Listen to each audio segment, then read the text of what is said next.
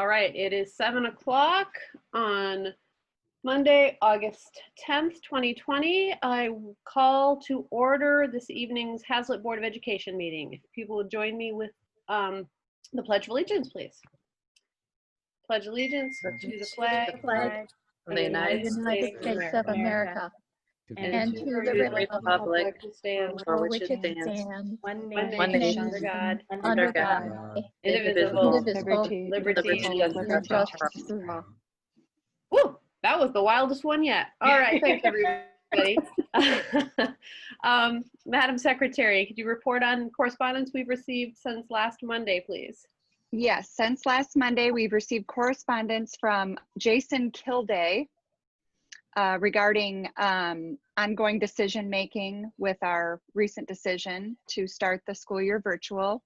We also have correspondence from Eric Romian, Kristen Kilday, Nikki Friedman, and Callie Schroeder. And their letters all were regarding schedules for the actual virtual learning and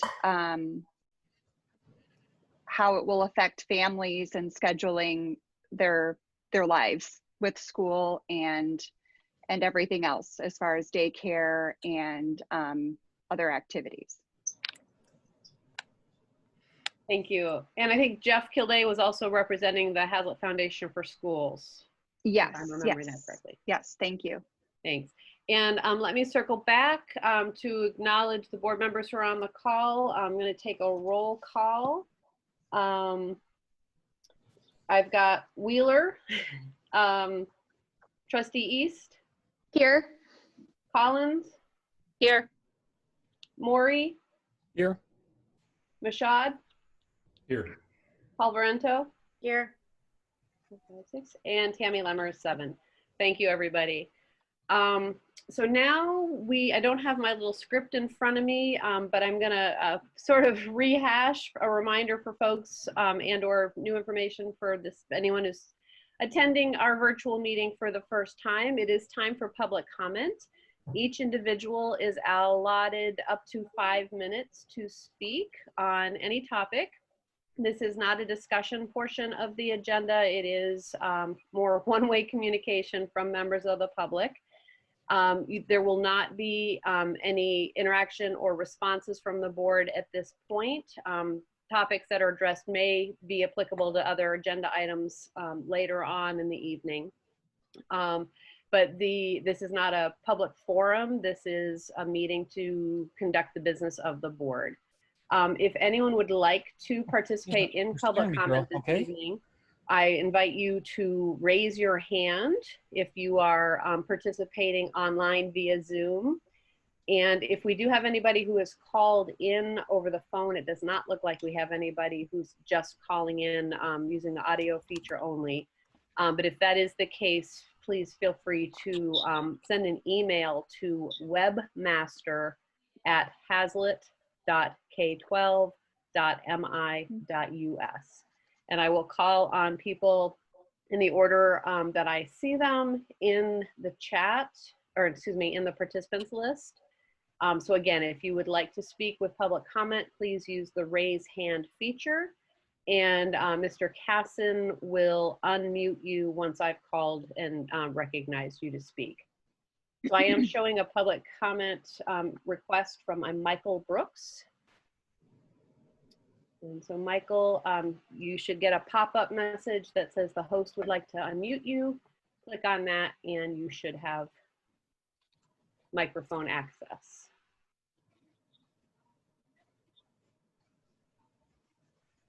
Hello? Looks like you're unmuted. Go right ahead. All right. Hey guys, I think you guys did an outstanding job for our district in the last 6-8 weeks. Your job was very difficult. I'm proud of everybody in that building. And my wife and I couldn't be happier. The reason I'm here though, I'm just having trouble grasping that we closed our buildings down because they aren't safe for our student athletes to return, or our students to return. Yet we're going to participate in fall sports where there's contact, not social distancing. I'm just looking for some clarification or processes as, are we just going to let the MHSA carry on and go and we're going to follow their protocol? I have other things on my mind, like, okay, if somebody gets sick, one of our older coaches gets sick, and there's a lawsuit, who handles that? The MHSA, our district? I have all kinds of concerns. Plus, I have to talk to my daughter, who's an incoming freshman and could be a 4-sport letter winner. I'm just really confused right now. And I know you guys will do a great job, and I'm not here to sway you either way. I'm just looking for some answers. Kids, you know, for 40 years in education, we've talked about equal opportunity for kids to be in sports. Are we going to provide buses to those kids to get them to practice? Or is Joe that lives 8 miles away, mom and dad are working, how does he participate if he can't get to practice? And then the other thing is financially. I have a feeling that our budget's going to be beat up next year, and we're just going to start this and probably get shut down in 2 weeks. So we've wasted, you know, whatever finances we've wasted. So I just don't know how we deemed it unsafe for anybody to go in and learn and sit 6 foot apart in the secondary level where we can control that. And then we're going to allow them to go out on a practice field where we can't control it, yet it's still there. So I don't know what's changed since March with no vaccine. So those are my concerns. But again, I'm probably even going to sign off because I'm not trying to sway you. I just wanted you to be aware of what my thought process is. And there's probably a ton of other parents with the same thought process. To me, it's a moral decision. Safe to go to school. How in the heck is it safe to walk out on a practice field with no control? And we don't have full staff members coaching those kids. We're relying on some dad that took the assistant job to help monitor MHSA protocol. What if something slips through? So anyhow, again, Mr. Cook, you've done a great job. I'm proud of you guys. And I just wanted to get it off my chest because it really bothers me. And Sam Sinacropi did a phenomenal job in Lansing. I would just kind of like to hear some banner about it. I'm a sports guy. I spent 30 years in it as a coach, a head coach in 2 different sports at the varsity level. I was a college bowl administrator. So I've been around and I love sports, but I also know that safety for our kids and our families and our staff is important. So, hey, you guys have a great meeting because I think I'm going to go help my wife stain the deck before it rains. Again, I appreciate what you guys do. We do. And I was so proud when that vote came down. We were surprised. By the way, I think my wife was prepared to go back to work. She wanted to go face to face. So anyhow, any questions of me? Well, this is not an interactive portion, sir, but thank you very much for your comments and your questions. No problem. You guys have a great evening. Thank you, you too. Good luck with that deck. Yep. I'm not showing any additional hands raised, but I do want to give anybody an opportunity before we close out public comments. This would be the time to address the board with comments, questions, or concerns. In some cases, those questions would be deferred back to administrators for follow-up. Mr. Casson, any emails that have come through via the webmaster email? No, there are no emails. All right, then I will close public comment for the evening and we will move on to the next agenda item, which is our superintendent's report. Mr. Cook. Thank you, President Lemmer. I just have a few items this evening. First of all, I have personnel recommendations for the board. First of all, Sarah Rolfs is being recommended for hire as an English teacher at the high school. She has a BN MA from Michigan State University, and she was previously employed as an English and drama teacher at Charlotte High School. Michael Sass is being recommended for hire as a social studies teacher at Haslett High School. He has a BA in social studies from Michigan State University, and he was previously employed as an English and social studies teacher at Marysville High School. Alexander Smith is being recommended for hire as a social study and journalism teacher at Haslett High School. He has a BS in journalism with a minor in broadcasting and cinematic arts from CMU with an MA in secondary education from Arizona State University. Alexander was previously employed as an IB history and AP US history teacher at Adrian High School. And then the last recommendation is Caitlin Stainzel Craig is being recommended for hire as an English teacher at Haslett High School. She has a BA in English from Purdue University and an MA in educational studies from the University of Michigan. And she was previously employed as an English teacher at Owasso High School. And then I also am in the receipt of one staff retirement. Amy Fenton, music teacher at Murphy Elementary School and Wilkshire Elementary School, is retiring effective July 24th. Ms. Fenton has served the district for 21 years, and we've wished her the best in retirement. And then I just want to add 2 additional items that aren't on the agenda in terms of my report. First of all, congratulations to Principal Brandy Butcher on a successful graduation on Sunday. Thanks to her and all her staff who put in the time to put this together. I know this is kind of the redo from earlier in the year, but I just wanted to thank the staff that were there. We did have a few staff members that helped participate and congratulate our graduates and their families. It was a really nice representation. I also want to give a shout out to Ms. Barce from the high school, who also put a tremendous amount of time in planning and making sure that everything went off smoothly. So I know it's not the ceremony that everybody wanted, but I think it did a nice job at really giving closure to students and the opportunity to have at least some form of graduation for this year. And then lastly, I just wanted to give an update on our plans for the school for fall, beginning August 31st. Since the last time we met, the board voted obviously to go online. We're all aware of that. We're working on a plan of communications that will go out this week. In that communication, we will set forth a calendar of all the pertinent dates of events that are happening between now and the start of school year. First and foremost will be schedules for individual students and building schedules. Those will be sent out on Friday. All of these dates will be included in the communication that goes out, but that's the first piece of that. In addition to that, we'll be announcing our parent forum dates from principals and each of the individual buildings, which will take place. We also have a schedule for orientation for students at each one of the building levels and grade levels. We also have a schedule for pickup of supplies for Chromebooks, textbooks, and all of those things that need to happen before the start of the school year. And we also have created a website that we'll put out there, which will basically hold all of this information moving forward the rest of the school year. So all the schedules and our plan that Ms. Jillings is going to go over today will be posted out on that website tomorrow. And so all of those dates will be shared in a calendar that will be sent out to parents this week.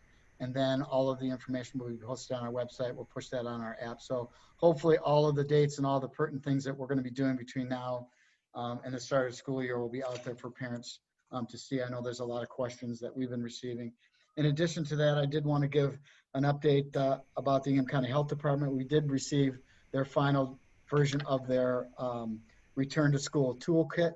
It has a lot of information on there with regard to now what specifically we need to do if we have a case of COVID or we have some things going on in our building when and if we are returning to the classroom.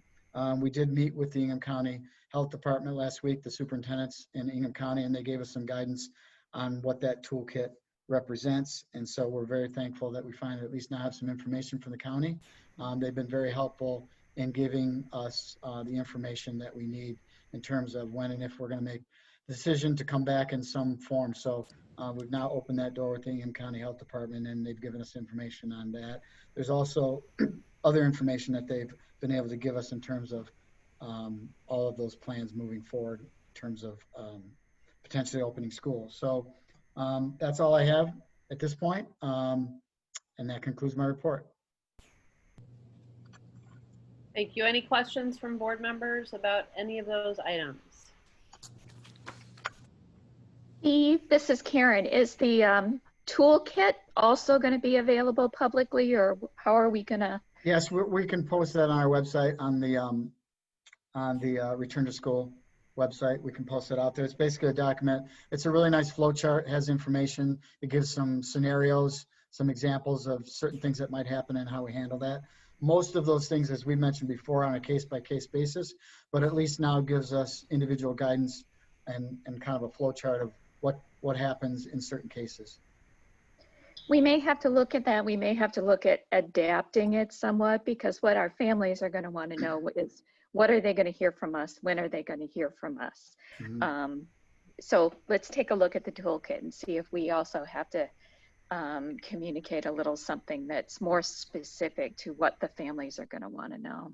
Okay. Oh, Schedule. Karen is Go ahead, asking. I'm Greg. Sorry. Sorry about that. Sorry, Molly. concerns about getting the actual data within Ingham County. Did Ingham County Health provide any data or stats with respect to COVID-19? They did give us information. There was no, they basically talk about how many cases per million that they have. They talked a little about hospitalization rates and things like that. So we're working with them to get some ongoing data from them on a weekly basis so that we know if something changes in that data. So we're hoping to have that communication on a weekly basis with them. Okay. We didn't get anything in writing. It was just communicated orally to us. Okay. Hey, Steve. Oh, go ahead. Sorry. Does someone else want to go first? Go ahead, Josh. When you mentioned orientations, Steve, are these in-person orientations that you're trying to coordinate? At this point, we're planning to have Zoom meetings because Okay. we're not certain about the buildings yet and exactly what that's going to look like. So we're planning to do Zoom meetings with question and answers. Okay. So 2 questions. One, kind of following up on Josh, I know trying to figure out where the buildings are, any opportunities or discussion about doing anything outside where students could kind of meet their teachers? We know outside's a little bit lower risk than inside, and didn't know if we talked about maybe some opportunities for that near some of our buildings. We did talk about that. We didn't really land on anything at this point. We want to try to be consistent across buildings. That's the challenge, is that if we offer something at one building, we want to make sure that we can offer it at all buildings. So it's still open, but we haven't made a final decision on what that's going to look like. It will probably be via Zoom at this point. We may offer some additional opportunities as school starts as we get into the school year. But there again, we want to make sure our buildings are ready to go before we can offer that. And then the other question, you said schedules would be out on Friday. Yes. So then there'll be the parent communication middle of the week with schedules coming out then a couple of days. Basically, Michelle and I are putting together a calendar of all the dates between now and August 31st. Okay. Because we don't have a district calendar, it'll give all the dates and the times of all of these meetings. So the schedule isn't like the student schedules? Yeah, so part of that communication is schedules. Those schedules are going to be mailed out on Friday. Okay. And I believe the secondary schedules will be available in Skyward at that point. Correct, Susan? I don't know if you want to comment. Monday, we're mailing out schedules. Friday, the building schedules will be available. Okay. Okay, my bad. I just want to make sure everybody, like, we don't set some false expectations. It's clear. Yeah, so as you saw Yeah, we'll tonight, all be in a communication we're hiring 4 new teachers, so we want to make sure that we get all the new teachers in the slots where they're going to be. So. Okay. Susan, you started to add something? I was just saying that, actually, I just forgot what I was saying. Sorry. If it comes back to you, jump in. Um, I had a related question, and you said for the classroom schedules to go out on Monday, you said mail. Is that literally U.S. Postal Service, like a packet in the old-fashioned days when we used to get a big old envelope? So we are, because elementary schedules don't go into Skyward, you can't really push them out that way. So we also have some documents that need to be signed and brought back when they're picking up materials. So we are going to do a mailing, but we're also going to provide an email push out with some of the more important information to start out with, and then be followed by the mail, because next week we are planning on some parent forums, and we want to get that information out there to parents so they can have some, if they have questions, they can send us questions ahead of time, so that we can make sure that we have solid answers to their questions, if that makes sense. It does, yeah, and I think it's the forms that need signature and all those. That's what I'm thinking of, is those big old packets. Correct. High school and middle school can generally see their schedules on Skyward, but just in case kids don't have access, we're going to send a copy with them too, because normally they pick them up. So we're just trying to make it accessible to everyone. And when you talked about Zoom meetings, would that be for the upper levels, middle school and high school? Will it be by grade or department, or? Yeah, so what we're gonna do is, and I don't have that exact information in front of me, but for the parent forums, which would be like a Q&A about certain things, and we'll be specific about what that'll be about. That'll be by building, and that's more around the schedule and questions that parents might have about the schedule and those types of things. But then when we do orientations, as we're calling them, similar to what we used to do for open house, but because we can't get to every teacher, they will be by grade level, and we've got them staggered so that if you have multiple students, there'll be different times during the same day. We're on a time crunch as far as time, but we're going to get them all in. We'll have the times blocked out so that you should be able to hit all your students no matter what grade they're in. So you'll be able to hit the grade, but not necessarily their teacher. You will get the teacher, except for at the middle school is going to do it in teams. Okay. Because they are set up like teams. In the high school, you will actually meet their advisory teacher. That will be kind of their go-to person. And then we're going to have those teachers hopefully record videos with some intro information for all their other teachers, because there's just no way to hit that many teachers logistically online. Okay, thank you. And we tried to schedule them such that if you have students in multiple buildings, that they don't overlap. So if you have a Wilkshire and a Raya, that they're not the same times. Because that for our open house, that had been challenges in the past. So we wanted to make sure that we don't have that issue come up again. Correct. And in the district calendar, there had been some conversations, both actually as part of the classroom or the daily schedules, but also in the lead up to first day of school. Will there be office hours or other windows of time when parents could try to reach the teachers, especially if they miss those scheduled times during the orientations? Or from the orientation, we haven't really got that far, but yes, we can make that available, that if we're going to record all those orientations as well so they can view them, but then there will also be a piece that if you have any other questions, here's my email, and then you can email them. Yeah. Yes. Sorry if I missed, you said okay. they were recorded. That will help. We are definitely going to record them just in case people miss them for whatever reason.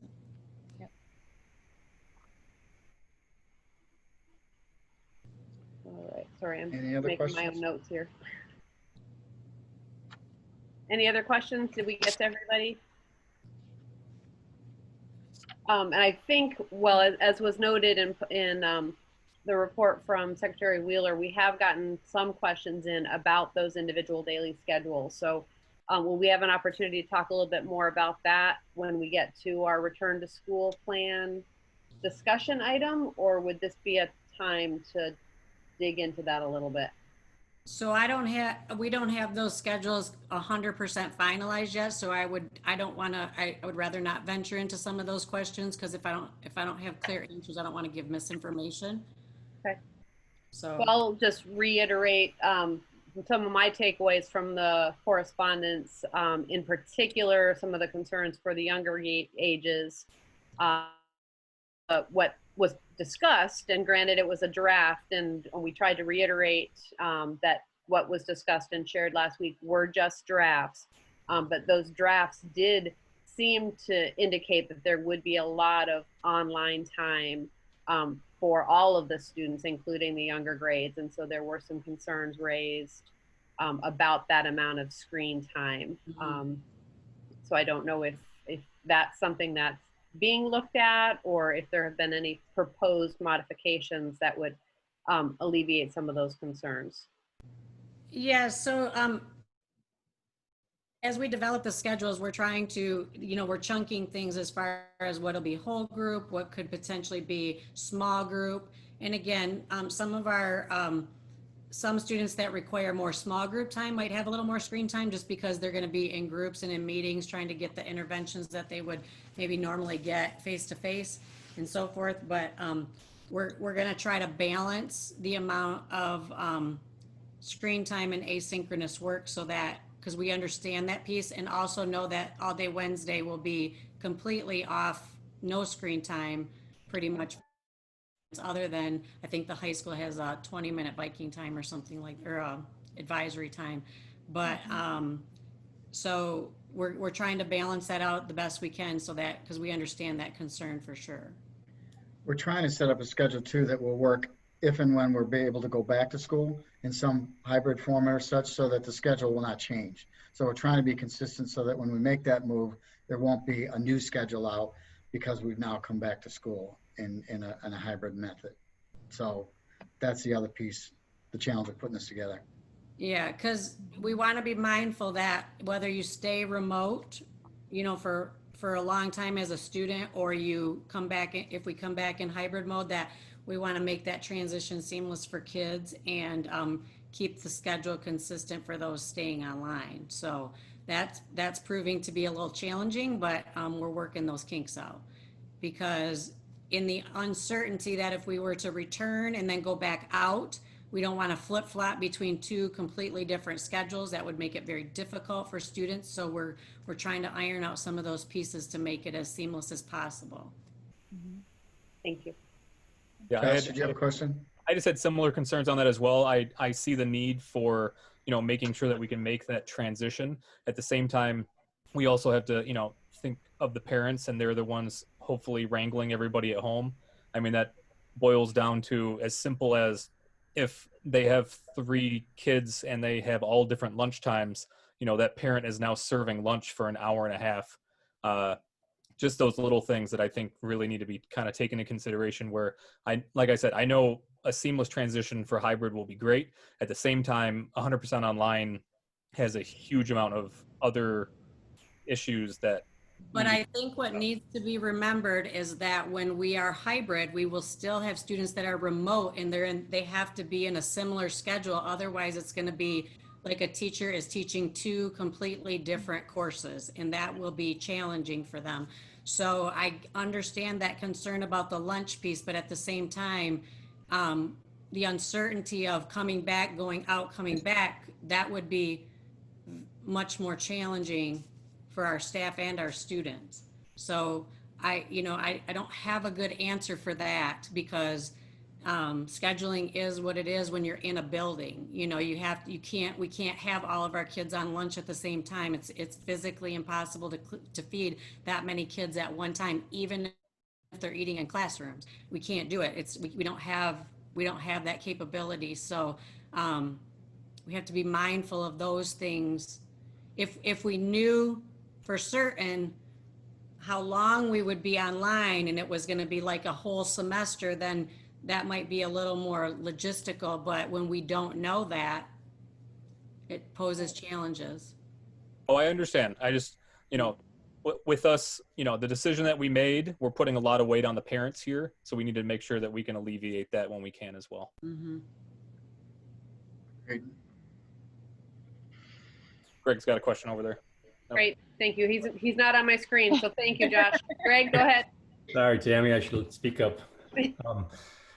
Yeah, just a follow up to all that. I mean, that was a decision made within the decision, right, of the models that we had here. You see some of these school districts that have chosen to go face to face with those younger grades, knowing that the logistics with doing that are pretty difficult. And I was just wondering, you know, within our own discussions there with your administrators, Steve, what was the deciding factors to make this all one model and not go to a divided model where you had the younger grades go face to face? Was it similar to the high school decision with respect to the logistics of trying to meet the state's requirements?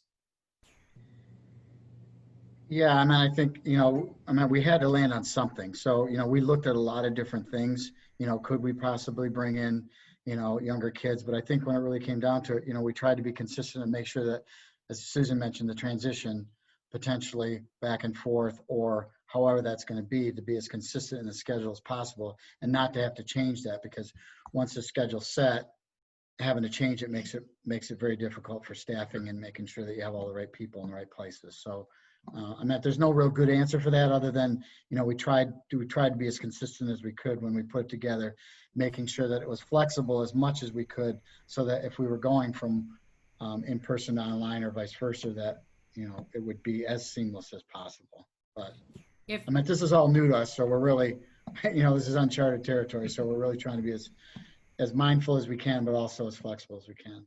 The other piece that puts a challenge in there is the fact that we don't know, we've offered the opportunity that if let's say a parent chooses to do online and then we come back for hybrid and then that's not working out and they want to bring their kids back, if we designated a whole group of teachers to just do online and then the other ones were doing hybrid, we would not know, because of the uncertainty of the numbers when we're allowing that flexibility back and forth, that we wouldn't know whether we could A, social distance if we're back in hybrid, or B, how many remote teachers you need for the remote model either. So that also causes an interesting scenario, because we didn't make people commit to one or the other.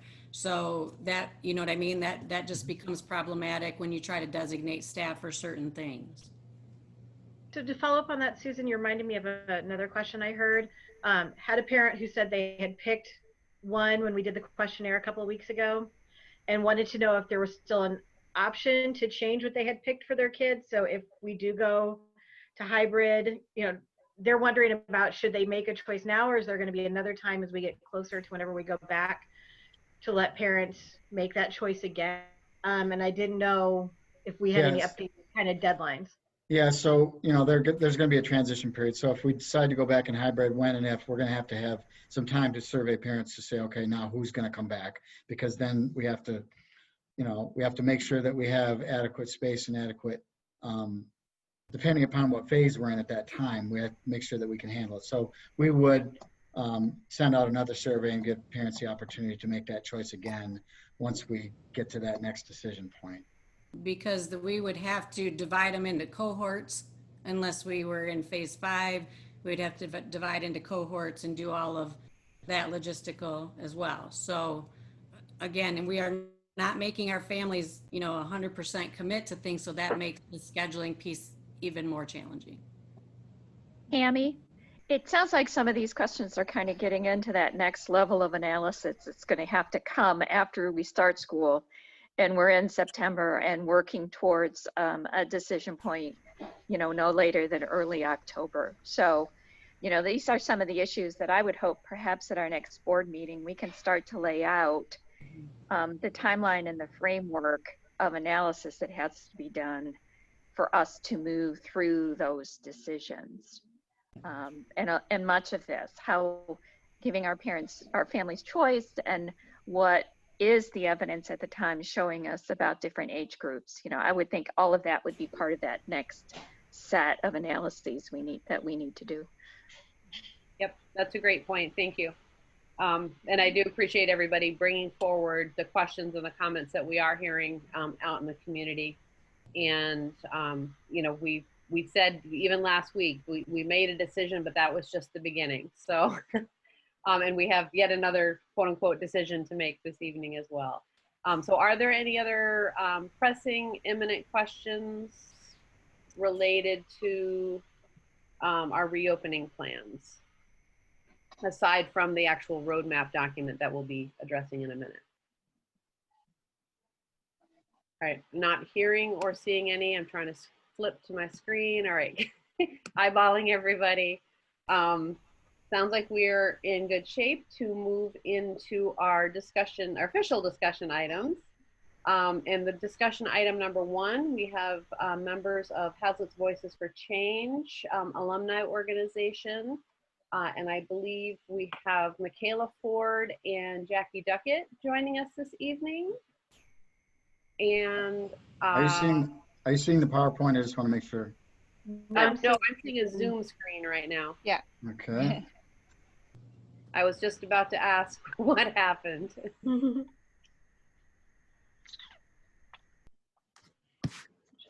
right, try this again. And Michaela and Jackie, you should be unmuted now. Welcome. Hello. Hello. Can you hear us?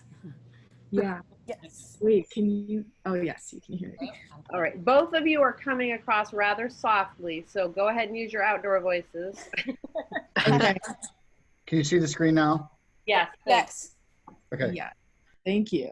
So ladies, you're gonna have to just let me know when you want to move through this. Unfortunately, because of all the security measures, we can't just give up control. So we'll try to muddle through this. That's okay. I prefer it that way. I'm Jackie Duckett. I graduated in 2018 from Haslett. And Kayla. I'm Michaela. I graduated from Haslett in 2019. And we are speaking on behalf of Haslett's Voice for Change. If you would go to the next slide, Mr. Cook, that'd be great. Absolutely. This is kind of our statement. Some goals we'd like to address are understanding and mutual respect for cultural differences for the purpose of eliminating microaggressions. We want to bring to light that there's a lack of understanding and mutual respect for different cultures. A big goal is to eliminate discriminatory behavior. We'd like Haslett to update its rules and curriculum to address understanding and mutual respect for cultural differences and to reflect diversity in administration and educators. We'd like to educate regarding responsible use of freedom of speech, equip educators and students with skills to address racism and things like that, and empower students to report and expect a response. Okay. So we broadcasted that we had a link to a survey that students who are currently in Haslett or alumni and some staff could fill out, kind of just explaining their experience with racism and if they experienced it personally or if they viewed it. So we just want to go through some of the results with that. If you go to the next slide, thank you. A question we asked was, what racial problems would you like to see addressed at Haslett? And you guys go ahead and read through. I just want to point out a lot of people saying they'd like the use of racial slurs to be addressed. They'd like accountability among teachers and students.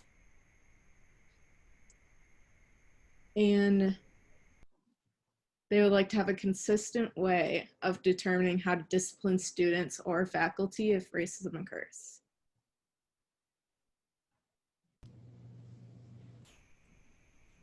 Okay.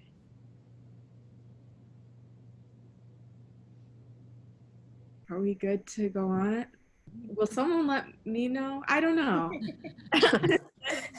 So right now, Jackie, you're asking if board members have had a chance to kind of eyeball this screen. Is that correct? Mm-hmm. All right, are we good? I'm good. Yes. Okay. Okay.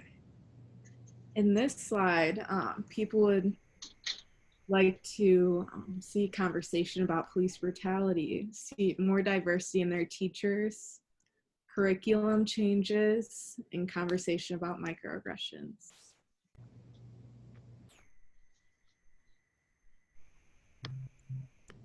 Once again, just tell me when you're good. Jackie, just so you know, we were also given this in advance of the meeting. Yes. So I spent a fair amount of time looking through it then as well. Yes, thank you. I was going to mention that. So this is the first time some of us have seen this. So thank you. Okay. Thank you for pointing that out to me because I did not think about Yeah, that. and it's a lot of words, so I appreciate you giving us time to look at it and absorb it. Yes. Yeah, no problem. Okay. I would add to that as well, just that, you know, this is a good thing so the community can see the results here as well, but we are recording the Zoom meeting, and I imagine that we could distribute this as well if people want to read through them thoroughly, but I did read through the whole thing beforehand as well. Yes, those are great points. So I think we'll probably get through this a little bit quicker. Okay. And then once again, curriculum changes and diversity were highlighted in on this page. And then if we want to go on to the next page, that'd be great. So this question asked, what diversity, inclusion, and anti-discrimination policies would you like to see implemented? A lot of people just wanted students and teachers to be held accountable, wanted this to stop the use of racial slurs, and education reform. And then if we could go on to the next one, then this slide brought up curriculum changes as well as more inclusive policies. And then I think we're good to go to look at this. And then, so a majority of students have seen a racial issue at Haslett. Next slide, please. These are all personal stories from students. And we can move on to the next slide.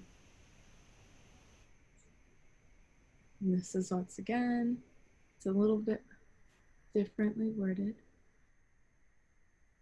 And then we can move on.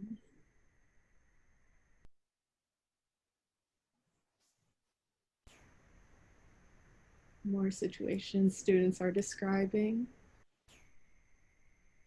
And then we can go ahead to the next slide.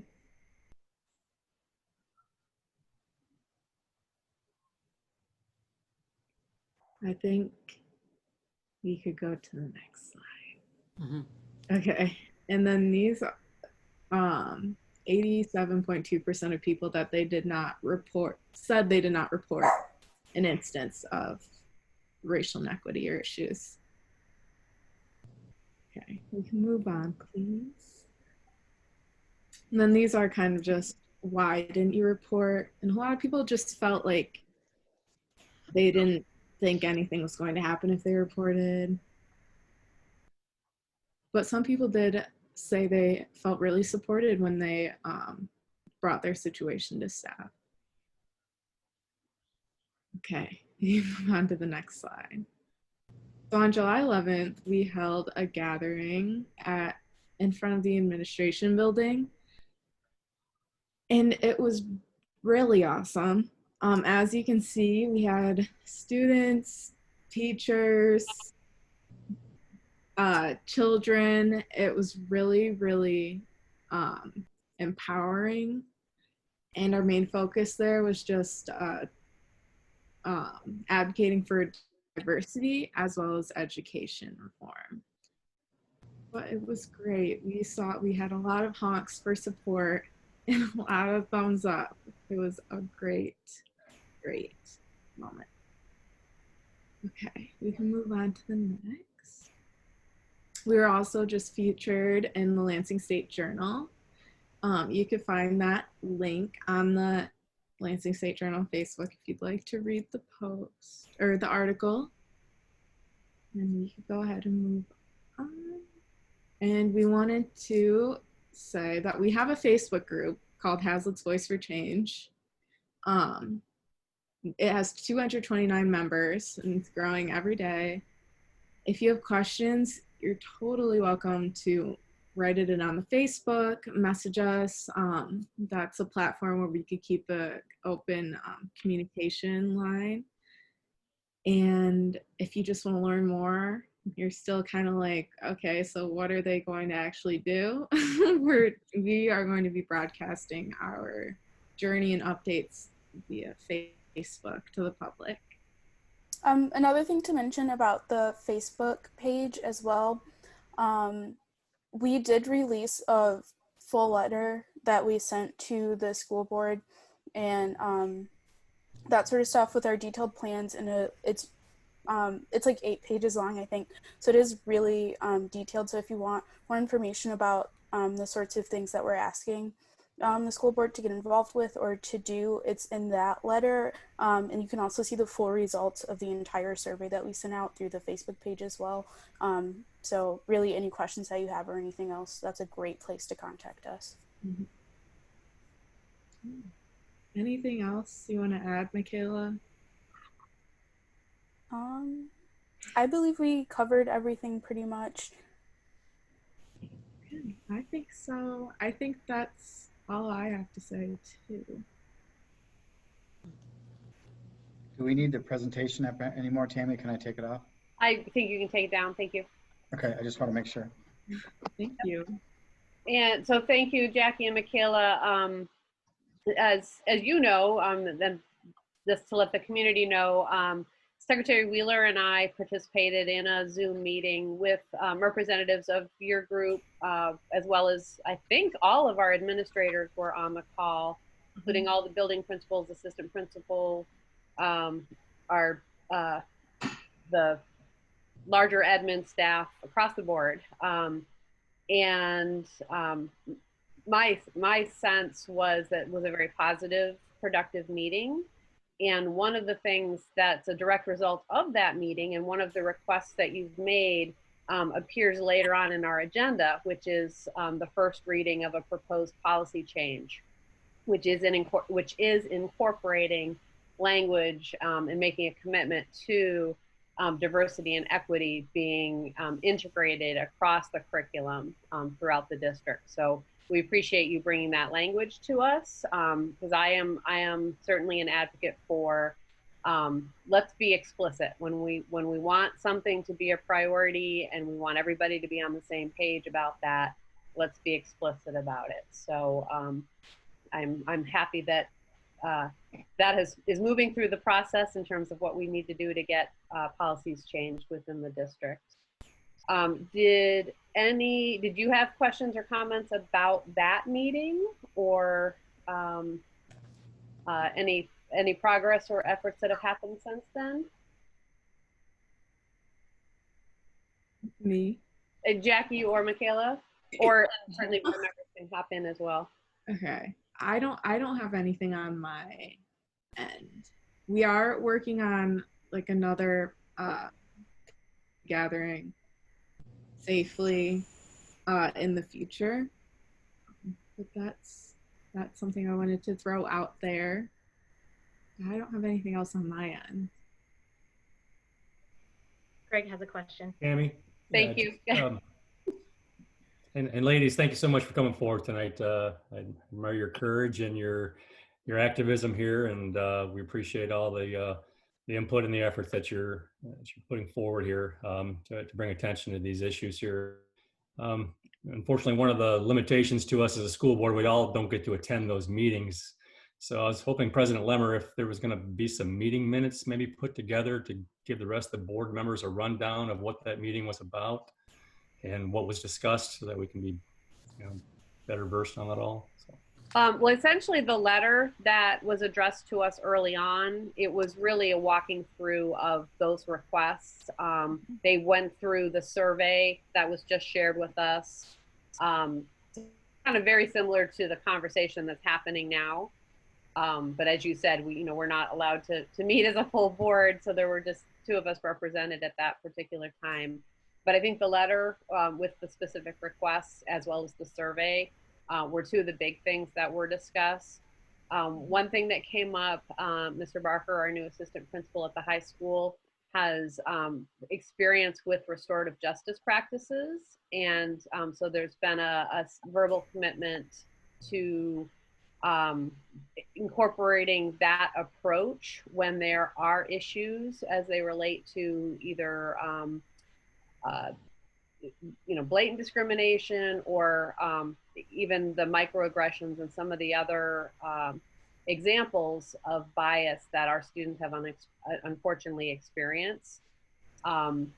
We talked again about the survey results. It should be noted, if people don't remember, a majority of the people who had replied to the survey were white, which is of course reflective of our student body as a whole.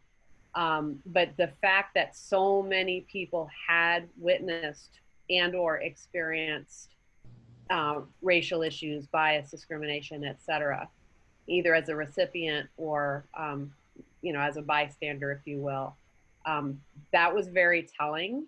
And certainly some of the specific stories that were shared, some of which were addressed in the State Journal article, some were outlined in the original letter to the board, and there are just unfortunately so many examples of things that are overt and things that are subtle. And I think it's those subtle things that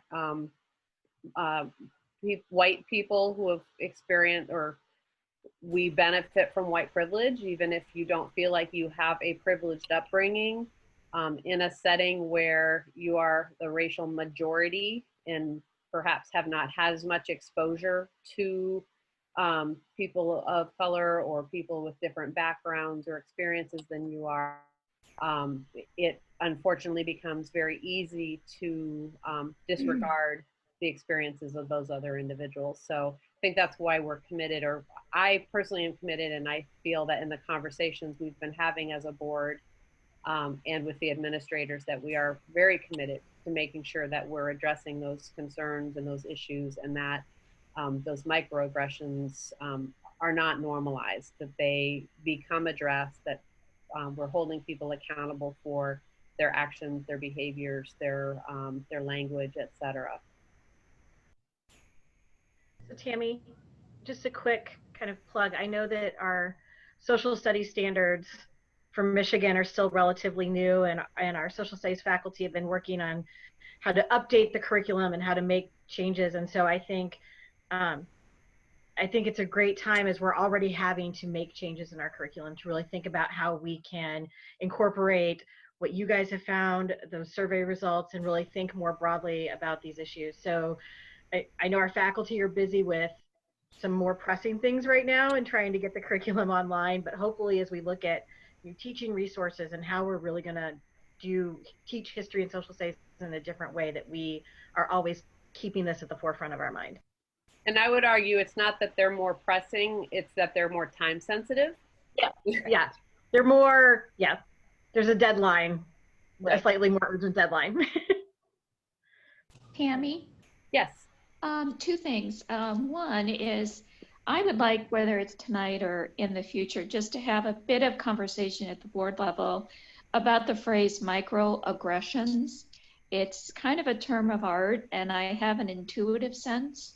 But if we're really going to have this community conversation and be able to be supportive and active with Jackie and McKay, Voices for Change, I think we need to have that conversation so everybody knows what we're talking about. And also, I think regularly, we should probably regularly have an update of what we're working on and what we're doing at board meetings on this. Yep. I appreciate that there are things that have very, very quickly approaching deadlines, but we should keep talking about this. Absolutely. We should be the public forum, and we should update and ask questions and see where we're at. Agreed. And if you notice under board reports, we basically have a new standing item that Haslett Voices for Change will be a standard agenda item. And in some cases, that will be updates from Susan and or other administrators in terms of what specific things are happening and or what things they need from us as a board. But it can also be that opportunity for us to have further dialogue or dive a little deeper. I have a definition of microaggressions, but Jackie or Michaela, would you like to just give us a little kind of a definition and or examples of what you're referring to with the term microaggressions? Yeah, I can do that. Just the online definition, a microaggression is a term used for brief and commonplace daily verbal, behavioral, or environmental indignities, whether intentional or unintentional, that communicate hostile, derogatory, or negative, prejudicial slights and insults towards any group, particularly culturally marginalized groups. That was the biggest worded sentence. That was a very academic definition. Yes, it was. Would you like to translate that into your? So I would basically say a microaggression is like when someone says something where you're like, maybe you shouldn't have said that, whether they meant harm or not. And an example would be like if I were to come to school with my hair straight and my teacher's like, oh my gosh, I didn't even recognize you. Or they say, you look so professional. That undertone. Or in the PowerPoint, we said a microaggression. Students offered fried chicken and watermelon to a Black person as a joke. Things like that. Michaela, can you think of any more examples? Yeah, I'd say more like those like sort of passing verbal asides people do sometimes. It can come from staff just as much as it comes from students. I think one that we talked about last time was sometimes doing that model minority thing, or like you're not like other insert minority group. So yeah. Does that kind of make it more clear? It does, Jackie, and I guess I would recommend to us that we even keep track of that more academic definition and make sure that we're using it in some of our documents or citing it as a reference. So we always have a touchstone of what it is we're talking about and we're working for. Because I sense that what you're telling me too is that the microaggressions are such that when it's one at a time, we're more likely to just wave it off because it was just one. But when you experience, multiples of those every day, then it's not just wave it off, because you're feeling that aggression over and over again. So I just want to see that as we work on this, we're not missing things, that we're being as inclusive as we need to be. That's why I would like us to keep making sure we're touching back and understanding the same terminology that we're all using now. So I appreciate you doing that, Jackie and Michaela. Thank you for asking.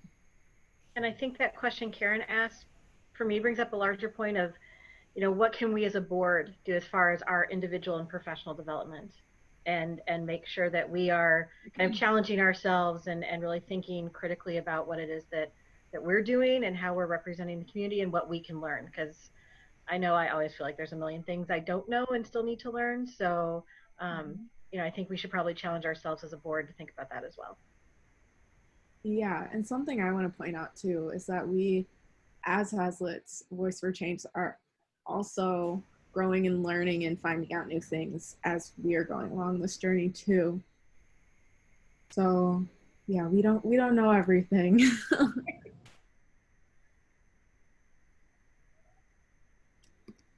Yeah. Great. Are there any other questions from board members? Right, we will get an update again later on the agenda in the board report section on some of the progress that has been made in terms of the district's equity plan development and some of those efforts. So thank you, Jackie and Michaela. We really, really appreciate you taking the time to be with us. We know, I believe, if I remember correctly, you both are college students now, and you are going ahead with your next phase of your journeys. But we appreciate that Haslett means enough to you to have you helping us to move us forward and to make the changes that need to happen to make sure that all of our students are feeling safe and included. Yeah, absolutely. And we thank you for your support and listening to us as well. Of course. And we perhaps we'll be able to have you back again maybe in a few months, or when we've gotten a few other changes under our belts here. Yes, yeah, for sure. Wonderful. Well, thank you both. Again, knowing that you're both very busy individuals, you are certainly welcome to stay on for the rest of our meeting, but we would not take it personally at all if you bounce out. That is very common. People often come for their portion and then say adios. So Well, thank you. Thank You're you. welcome. Thank you. Thank you, And thank you so ladies. much for just giving us the opportunity to speak on this. We really appreciate it. Good. Pleasure to And have you. Look forward to future conversations. I appreciate you too understanding the setup of a school board and for you coming back to speak to all of us at a regular school board meeting. As much as everybody would have loved to have been a part of that meeting, it is just the rule that we cannot be in a quorum unless we're in an official board meeting. So thank you for coming back, both of you ladies. Absolutely. Great. All right, well then, thank you very much. We will move on to discussion item number 2, which is our COVID-19 preparedness and response plan. So that's me. So in the board documents, we have our plan that we have to submit to the state. And I just want to note up front that our plan in the district is much more explicit, but our directions from the ISD are to keep this plan general, for lack of a better word, to give yourself some flexibility in your planning and what you do as you move forward. So I'm going to go right to Steve. I'm going to go a couple pages in. Can you see that? You can see the plan up there? Yeah. Yes. Okay. All right. I'm always worried. 4, please. So this plan is basically broken down into 3 sections. The first section asks us to the policies and procedures that the district will follow when the region in which the district is located is in phases 1, 2, or 3 of the Michigan Safe Start Plan. And they're asking us to describe how the district will offer alternative modes of instruction other than in-person instruction, and a summary of materials each student and the student's parents or guardians will need to meaningfully access the alternative modes of instruction included in the preparedness plan. So this is the section of the document that we needed to talk about our online platform and how we would execute the online platform, because in phases 1 through 3, that's the only option that you have. So not to go through every single detail in this, but basically we talk about in this document that we would be fully online model of instruction using the learning platforms Google Classroom for grades 2 through 12 and Seesaw for grades DK through grade 1. We also talk about the fact that we'll be one-to-one with our students because we have to describe the accessibility for all students.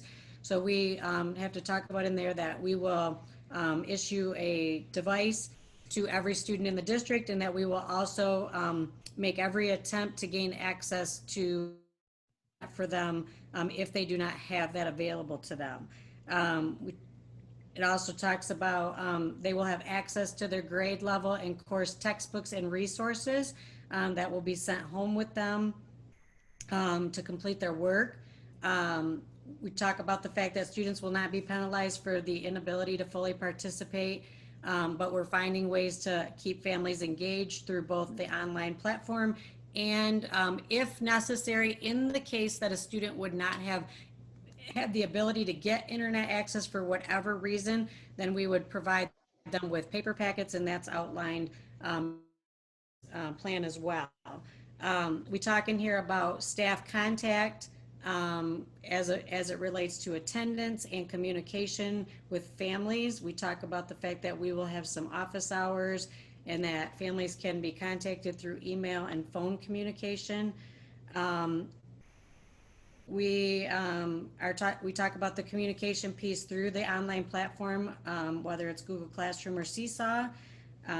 We talk heavily about how we build relationships and maintain connections with students, and we will encourage those through the technology, virtual meetings, email, by phone, by text, whatever it takes to make sure that we stay connected to our students.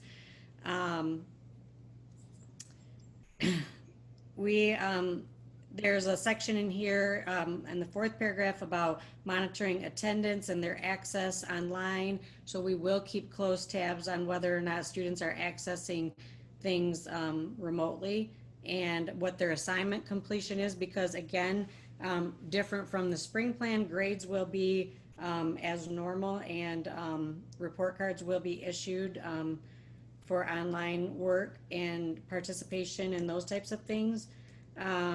We talk about how teachers will differentiate their instruction based on student needs. So that earlier tonight, I talked about the need for some small group online and things like that.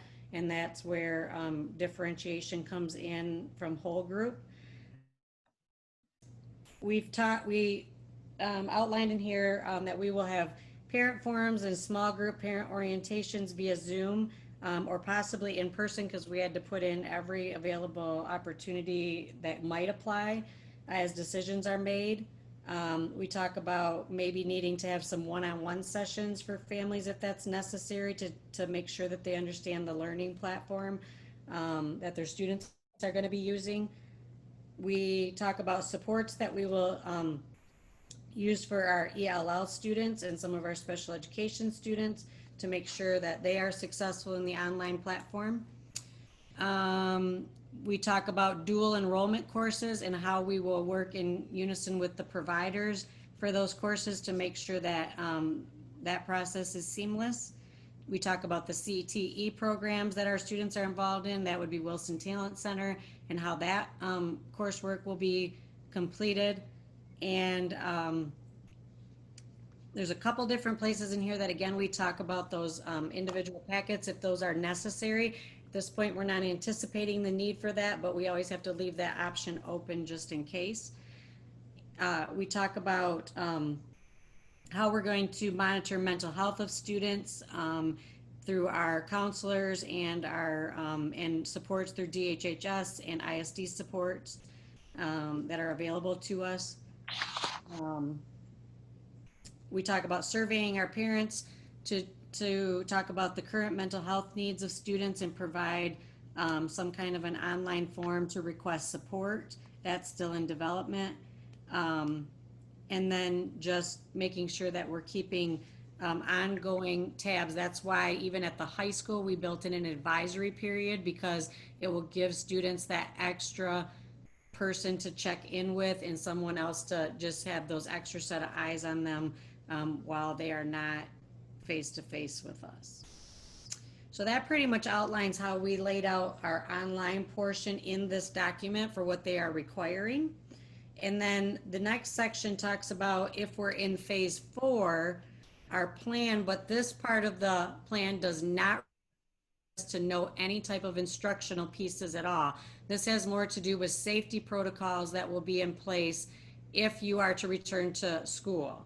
So they cover things like face coverings, and we put in our document that, you know, face coverings will be expected for all students pre-K through 12 and all staff except for at meal times. We do note in here that if there is medical necessity not to wear them, or with our special education students, if for some reason they're not able to keep a mask on all day, what the provisions are for that.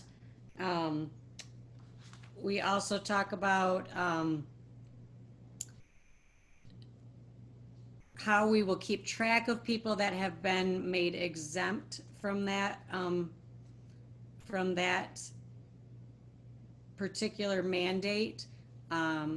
We've noted that staff wears ID all the time in the building. So if we are back in the building, they would be given a sticker to put on their ID badge to designate that they are exempt from masks, so they don't get questioned about it.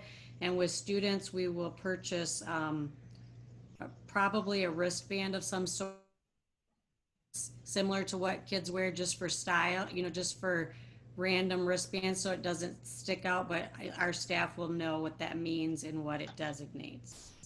Because we don't want them to, we don't want it to be obvious as far as why they're wearing it, but we will know what it means. We talk about signage and how we will put that in the building for face coverings and the requirement for face coverings. And then we have procedures laid out in here that if a student is non-compliant, what we will do in those situations, up to and including having them go online instead of being face to face, because it is a safety hazard and there's no medical reason to not wear one. So we outline that in our document as well. We talk about guests in the building, that we, if there's a need, and we are going to be very, very scrutinizing of guests in the building, but if they're there and they have to be there, then we will issue them a face covering, and they will have instructions to wear it at all times in the building. And we've also noted instances of non-compliance. The next section talks about hygiene, and just so you know, I guess I didn't mention this at the beginning, but all of the things that are outlined in here are either required or highly recommended, and then some of these things are even recommended that we felt were important. But every required and every highly recommended section of the roadmap is noted in our plan. As far as hygiene, we talk about having adequate supplies, posting signage, teaching and reinforcing hand washing, and having schedules for hand washing for students and staff, how to educate staff and students about coughing and sneezing into their elbows, proper mitigation strategies for including hand washing and sneezing, limited sharing of personal items and supplies in the classroom, limited use of classroom materials to small groups, and disinfect between usage. We talk about hand washing stations. We've ordered those for the main entrances of each building, and then hand sanitizer will be in every classroom and every office space in the building, and be kept fully loaded. There you go, fully kept full. Cleaning of the building. We made a decision through Billy that even if it were only like staff members in the building and no students, we would maintain cleaning protocol at all times, just as though we were in hybrid mode or full session, so that everyone can feel secure about our cleaning and our plans for cleaning. But under the cleaning section, we talk about we're reviewing all the guidance that's in the roadmap, that we will inventory all of our cleaning supplies and make sure that we don't run out of those things.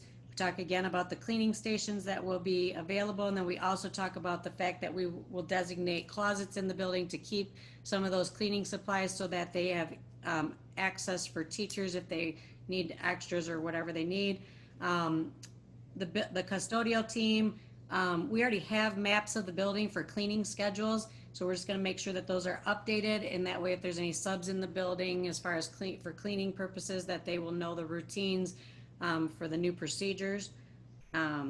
Cleaning of frequently touched surfaces, special cleaning of the library, computer labs, and art rooms, and so on and so forth.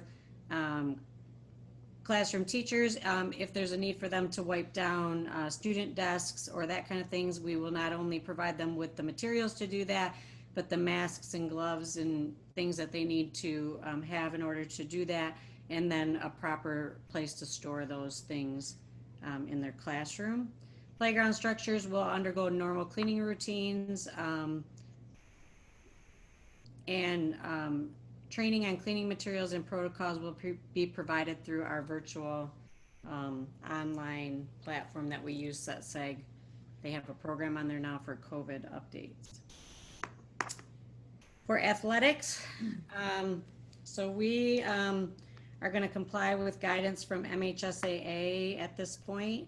We're still going to go with proper hand hygiene techniques and gathering before and after any kind of practice or event.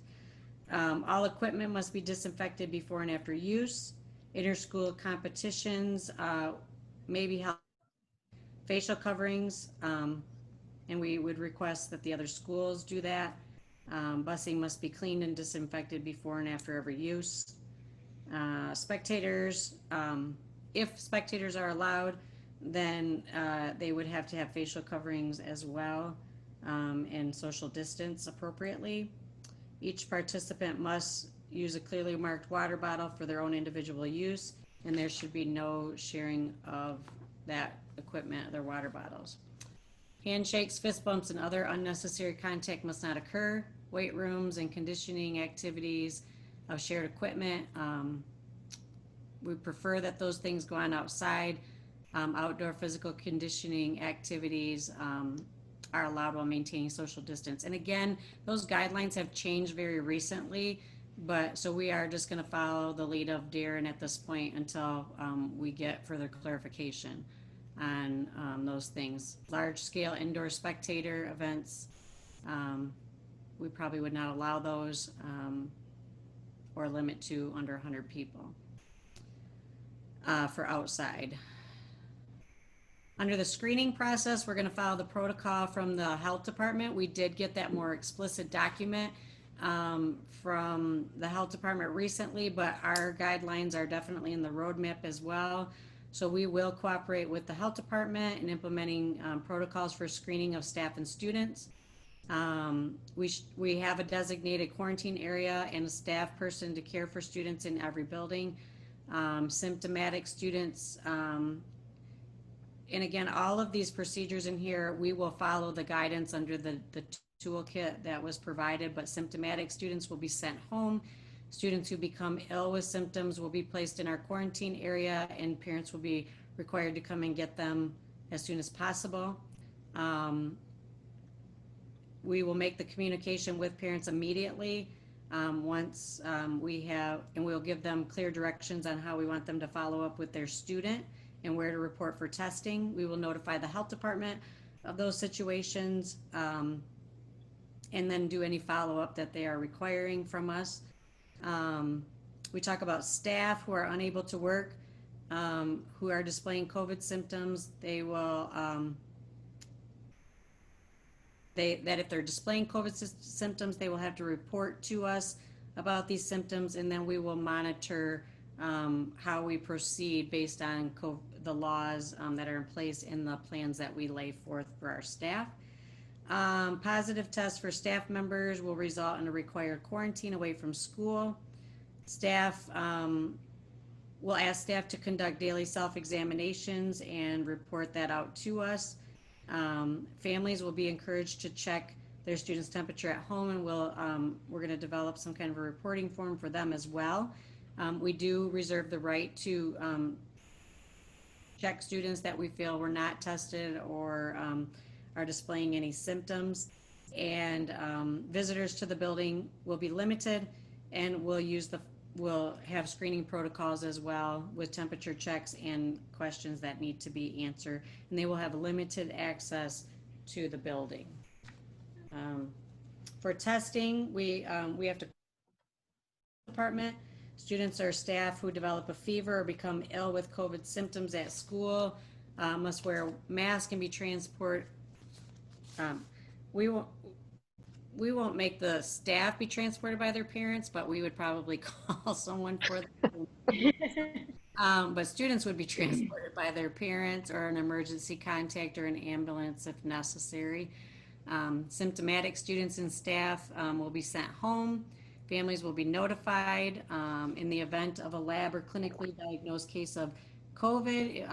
Immediate efforts will be made to contact any close contacts. And again, the health department is letting us know that they will do most of the contacting, and then we will follow their directives on what other people we need to contact and what type of notification that we will send to families and so forth. So we're going to take their lead on all the communication that needs to go out in each case that we have to deal with.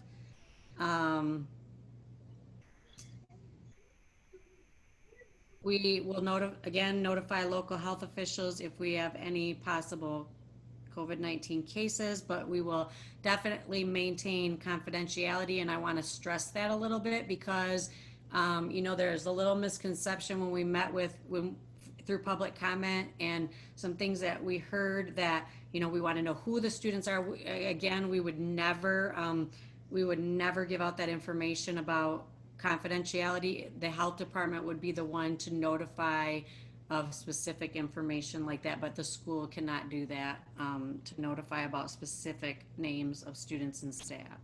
Susan, I do have a question about this page. The couple of instances where it says families should be notified of the presence of basically of a positive. I'm wondering why that's should and not shall or will. Yeah, so so most of the verbiage on here we took out of either the roadmap document or the template that was provided by the ISD that was done in conjunction with multiple ISDs. And it should, because again, you're going to have situations where maybe no one was in contact with that person. So people might assume that every time we have a person in the building that may or may not have had COVID, that we should always notify. And so they're asking us to keep the language somewhat open, because there will be situations where we don't have to notify anyone because the staff member or the student might not have been in contact with anyone.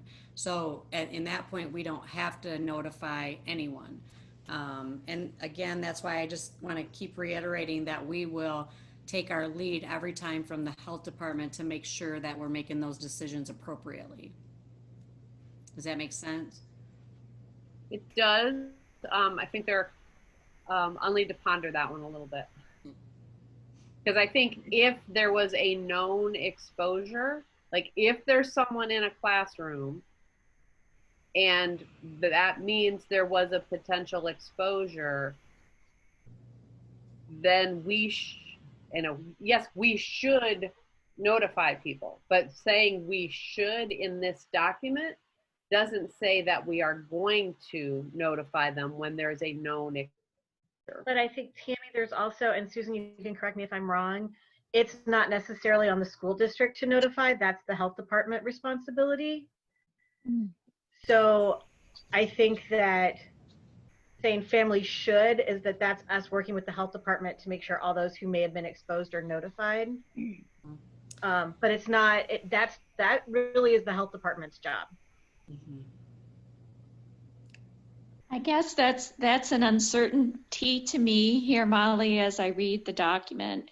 And again, I think it goes back to what Susan says, that the health department has been advising us, and the state is saying that you have to be in contact with someone for more than 15 minutes and less than 6 feet apart. And so if our standard is keeping 6 feet apart in our buildings, then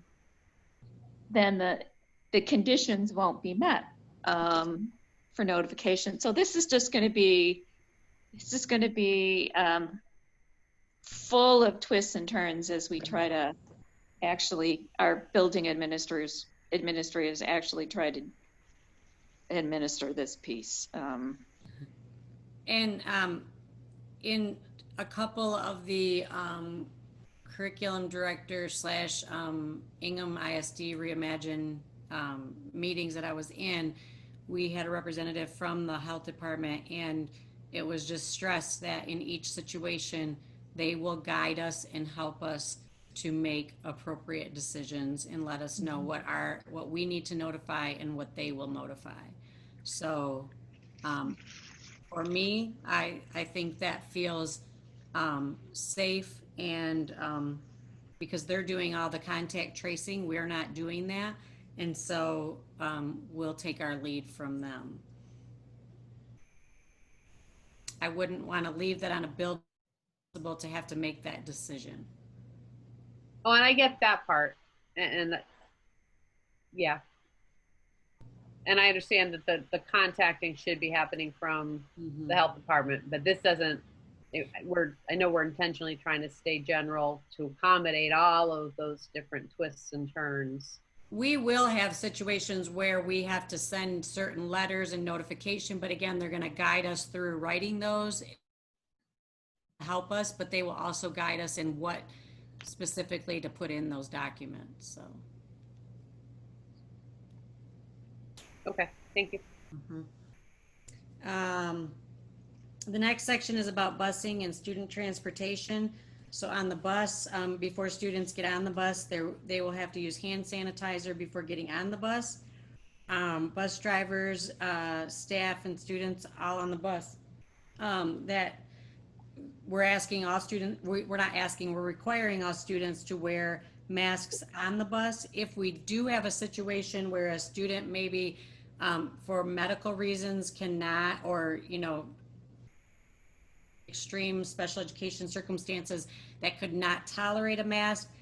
We have spoken about having a conversation about maybe parents transporting that student, but we will do that on a case-by-case basis to make sure that all students on the bus are safe and not exposed on a daily basis. We're going to clean and disinfect vehicles before and after every route, and we are keeping a log of that. Children will not be in the bus because we're going to fog them too. We clean and disinfect frequently touched surfaces in the vehicle prior to morning routes and prior to afternoon routes, so that'll be before every single route. Clean and sanitize and disinfect equipment. We don't generally have car seats or anything on ours, but we included that in our document just in case. Create a plan for getting students home safely if they're not able to board the bus. If they have identifiable symptoms or are sick, we cannot let them ride the bus, so we have to come up with plans for them to get away home. And that'll be case by case with students depending on parents and availability and those types of things. Weather permitting, they say to keep the doors and windows open when cleaning the vehicle and between trips to let the vehicles thoroughly air out, and also weather permitting, keep windows open while the vehicle is in motion to help reduce spread of the virus. So that would be on, you know, whether it's raining or not, but at least cracking the windows is helpful too. A weekly meeting will be held with the transportation supervisor to review criteria for and any concerns or issues that are arising on the bus. Signage will be added to each bus to address the use of face masks for all students and drivers and the use of hand sanitizer and cleaning protocol. Districts we have our own transportation. We'll assess the number of buses that may be on the road and reevaluate weekly, because again, when we come back, you know, if there was such a thing that we couldn't space students appropriately apart, there may be a need to do something different with our busing. The let's see, ordering hand sanitizer and supplies we're figuring out a way that we can mount them on the bus safely, so that students will have access to it as soon as they step on the bus. Again, cleaned after the departure of the last child from the run once the bus is returned.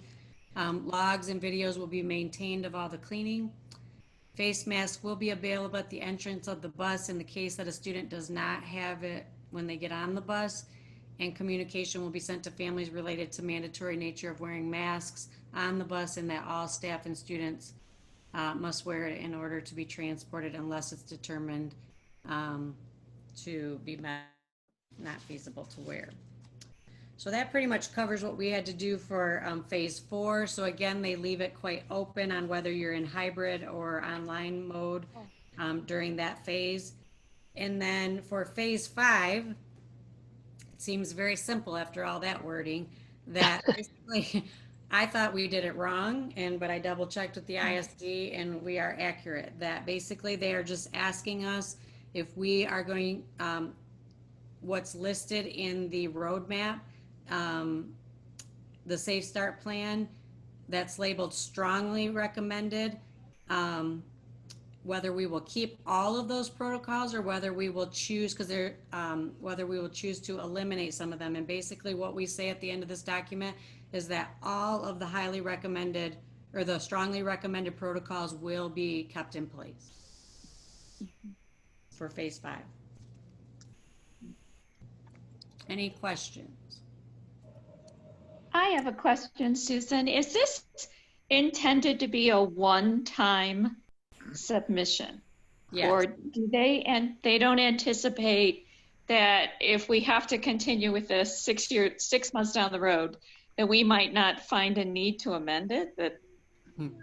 I think honestly, Karen, that's why they kept that phase 4 piece so vague and the phase 5, you know, that piece, because it allows flexibility to either stay online or go hybrid or go face to face, because districts were told to still develop those models. But I think they purposely did not put it in the plan so that we don't have to go back and amend documents. I guess I was just wondering about some of the, what if 5 months from now, it's recommended by CDC and all the experts that the cleaning of surfaces is not necessary. Yeah, that's a good question. That surface contact doesn't happen yet.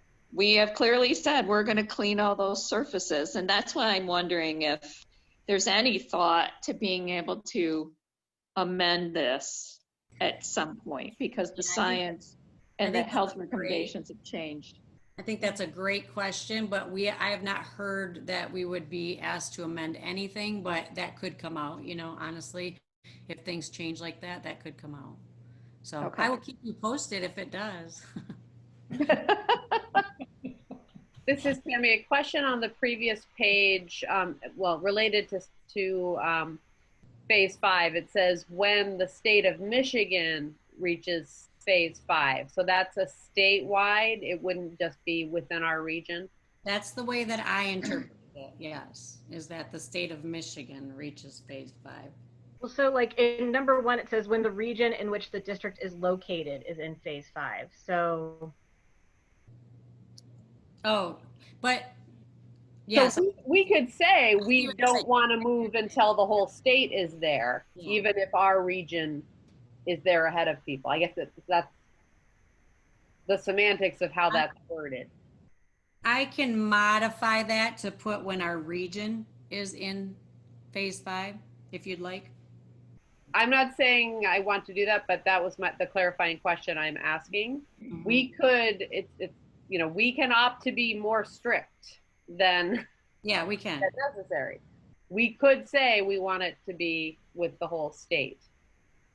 But, Well, we can just that doesn't sound like that was your intention. No. No. I would like to modify that to say when our region is in phase 5. That would be a good idea, Susan. Yeah. I think so too.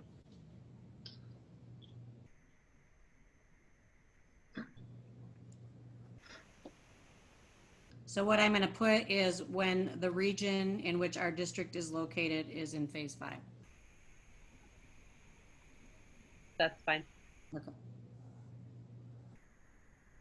Yeah. That's Susan, fine. a quick question. I know we talked about the health department role with screening and testing.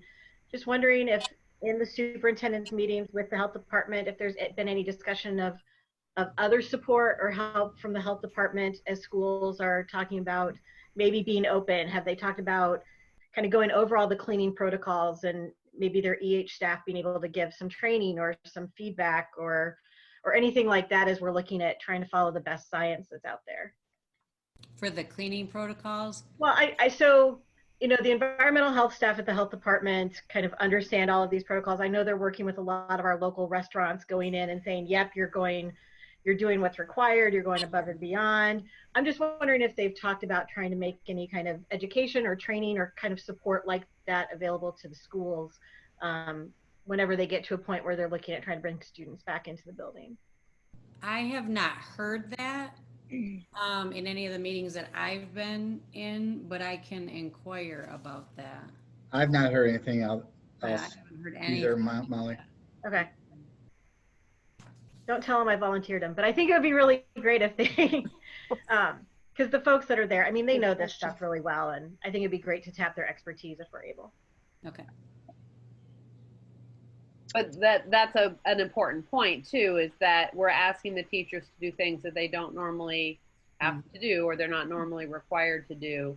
So to make sure that they're all getting the same instruction, guidance, direction, etc.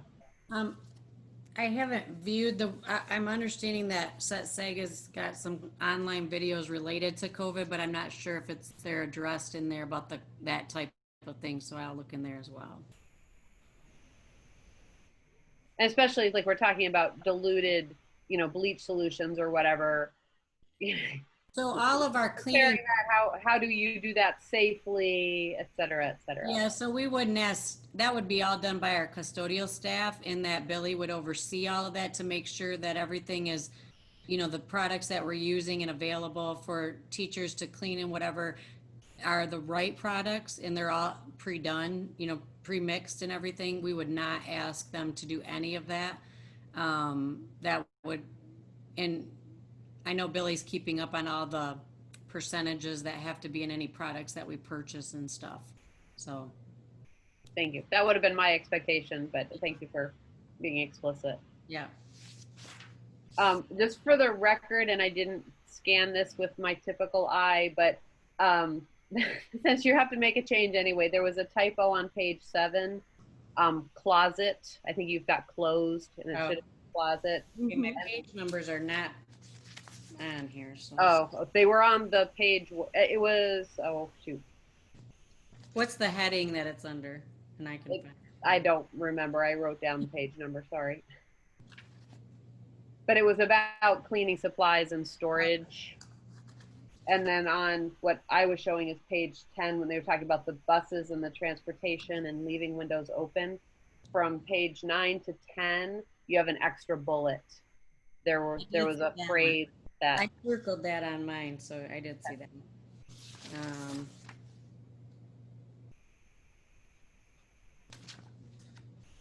I'm still looking for the closet word. Oh, I got it. Okay. Got it. All set. Sorry, those just jumped out at me. That's all right. All right. Susan, oh, sorry. No, I was going to say, board members, questions. This kind of backtracks to the one-to-one devices. Mm-hmm. Will there be another survey put out closer to school in case parents do decide they need an extra device? Oh, they're all getting it. Every student's getting a device. Oh, okay. Every student getting a device. Yep. Okay. Grades 1 through 12 are getting Chromebooks, and our kindergartners are getting iPads. Okay. So that will be part of their pickup when they pick up their textbooks and everything. Yep. That's why we had to do that mailing, because there's a form that they need to fill out and sign. Okay. Kind of assurance that agreement. They'll take care of the device. Yes. Correct. Okay. Thank you for clarifying that for me. Mm-hmm.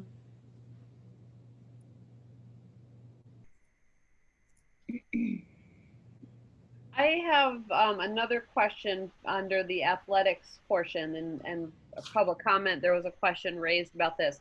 The language in our plan specifically says we are following MHSAA guidance, but we, again, as a district, could choose to be more strict than MHSAA is following, or we may decide we don't feel comfortable moving forward with any or all of our athletics. So does that give us any wiggle room?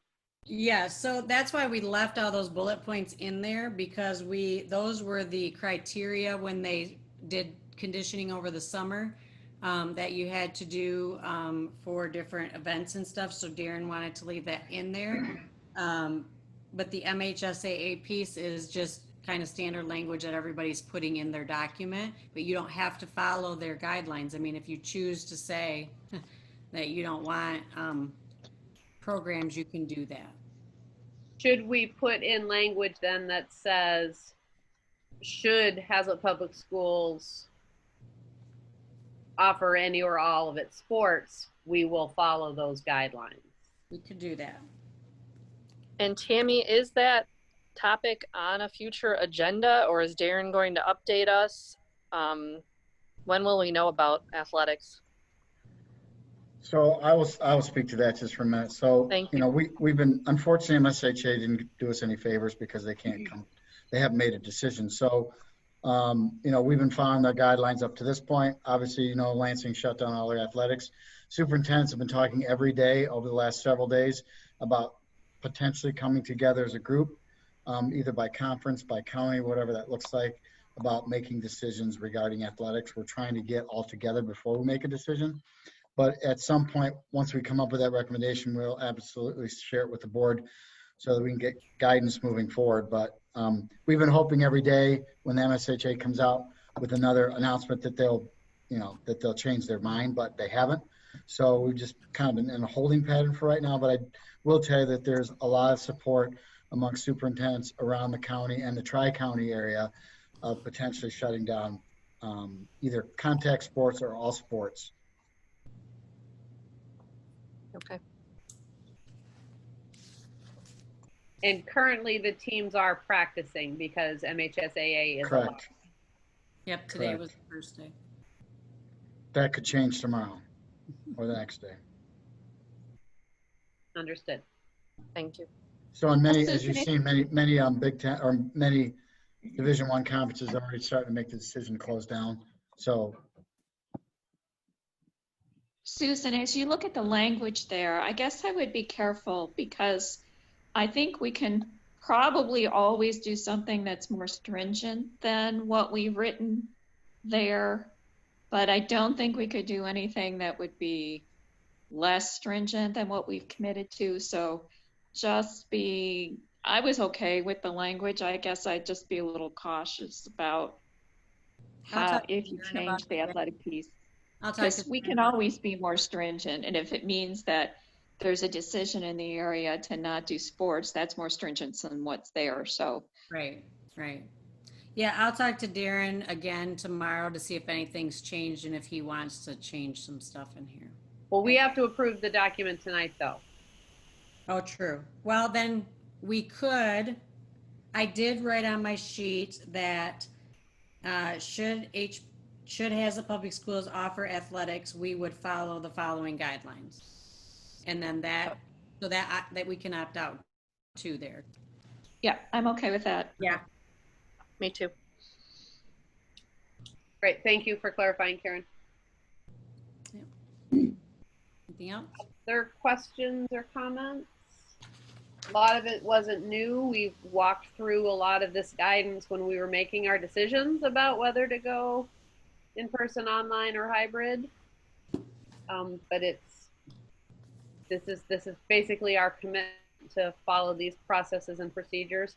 I'll state that I am glad that we have gone with the highly recommended and we have incorporated those. Yep.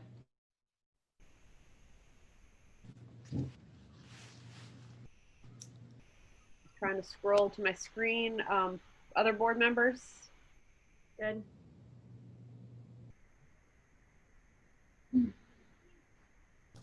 So when we get to it, this will be an action item to approve the document with, there's no motion, so we don't have amendments or anything, but we've made a couple of just minor, almost more formatting, editing kinds of things.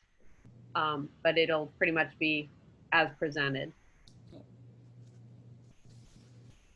And Tammy, you have to sign that document, so I'll make those changes and it'll be available to sign. Okay. I can get over to the building. All right, so if we're good, and I believe we are, if anyone has any questions that pop up, we can address them when we get to our action items. But we'll move on to discussion item number 3, our district course catalog. And Susan, I assume that's you again? It is me, and this is super quick. Steve, you only have to pull up one of them. If you pull up the high school one, to go to page 8. So this is really just a formality. We have always had course catalogs. You're required to have these. This is all the approved courses that we have in the district that students can take.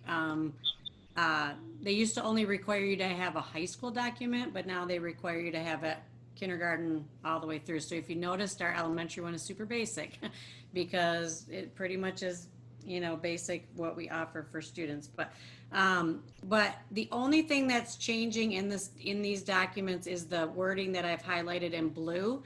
We are required to do this because we are offering our courses all online to start out the school year. So in order to be compliant for auditing purposes for pupil accounting, you have to put this little disclaimer in all of your course catalogs that says for the 2021 school year, the Board of Education will allow instruction of all courses listed in the course catalog as traditional seated courses to be adopted for delivery in a virtual online format. So this is strictly a formality that we have to do. All districts have to do this in order for pupil accounting to see these classes as being offered both online and potentially in person in the same school year. And I put it in all 3 of our booklets. Any questions on that?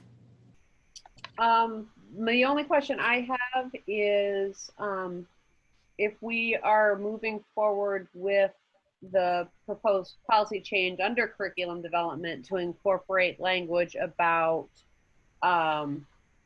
cultural, and I don't have the language in front of me, I apologize, but the culture and equity piece, is there anything in the course catalog that needs to be adjusted? No, eventually we'll update, like if we were to change any like descriptions or whatever, but right now, no, we don't need to do that for this, for purposes of this.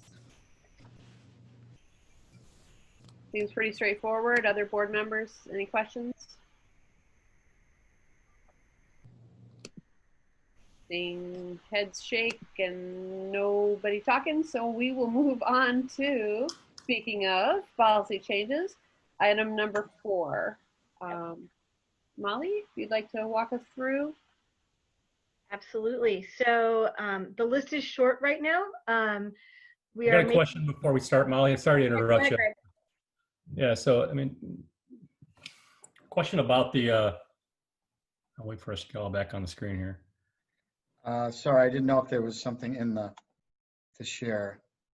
Oh, no, my question is just a general one before it looks like we're going to read through a first reading of a policy here, and it does involve the earlier discussion that we had here tonight here, and wasn't sure of this process. I brought it up earlier in a board meeting several weeks ago there. I don't know if we've had the question answered or not as to what is really the process of amending or revising policies here within the school board here. And so I know that we relied upon the MASB to come in and give us some of that relationship, which is very beneficial for me personally, and hopefully for the board as a whole. But here in this case here, any policies moving forward, I'm not sure what this first reading is. If this is an acceptance by the board that we are in a policy, an approved policy revision, or if there's something else that needs to take place before we get into a first reading for a policy revision. Now, typically when we follow Neola policies, right, we're all pretty, blanket acceptance of these. But when we get into revising policies here, whether it's made by the administration or by the board, according to the MASB website itself, the development is a cooperative effort involving the board, the staff, and the community. So I'm wondering here that if we have a policy revised by a single board member and an administrator, if that meets the intent of the development of a policy, or if it does actually take discussion by the board to bring it into a first reading.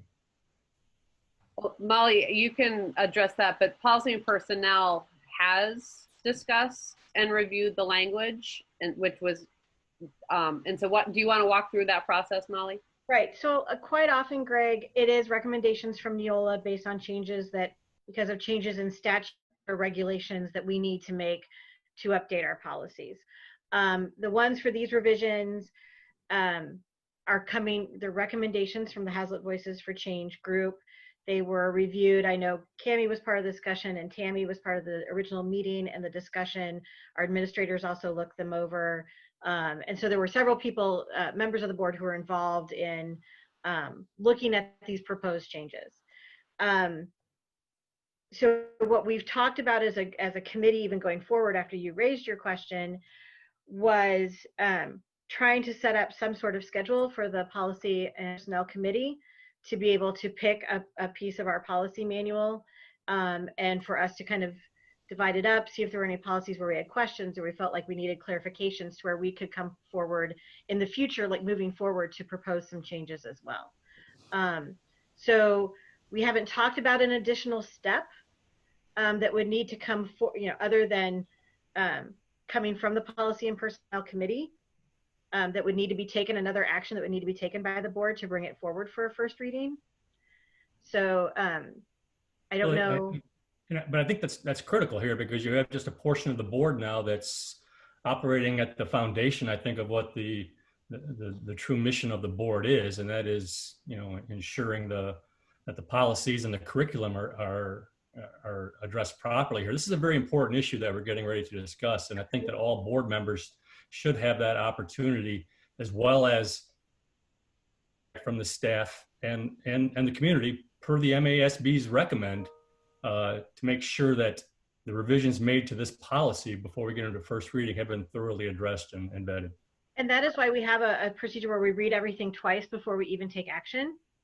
And there are opportunities for comments, and we can always pull something and decide we're not going to move it forward to a second reading or to a vote because of questions and concerns, and to take it back to committee and to change some of the wording or to work on it however we want to work on it. So really, the first reading is that introduction, but it doesn't mean that action is like going forward without any question and without any discussion.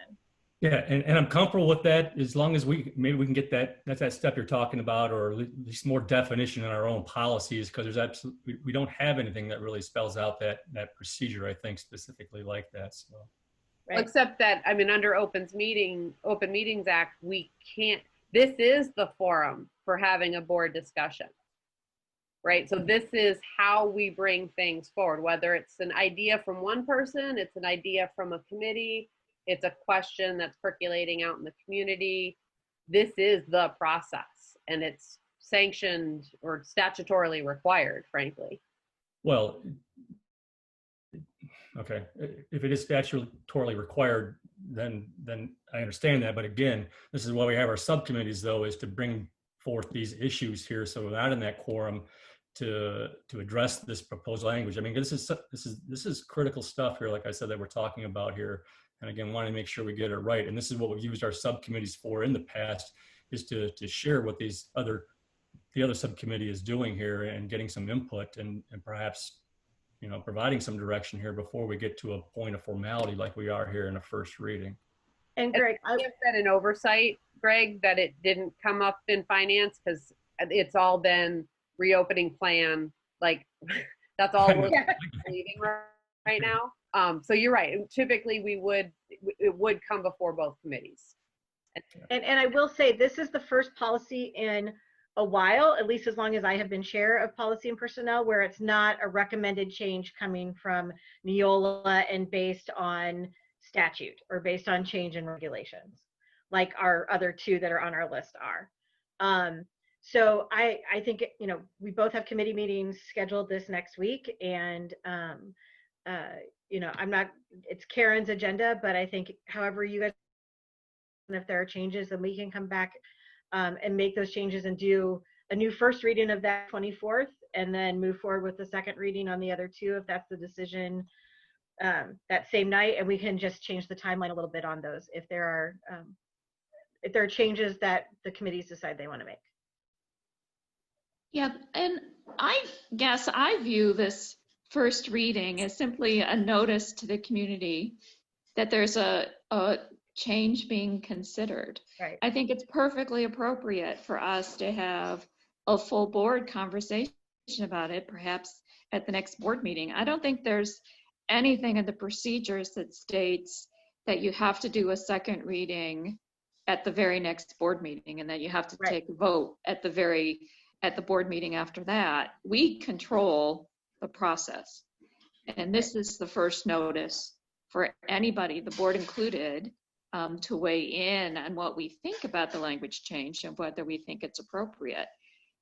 Because I also think it's possible if we were dealing with something in finance and facilities and we were dealing with something related to finances that we thought was really important, we could probably draft a change to the policy ourselves. Yeah. We could pass it by you. We could potentially bring it to the board.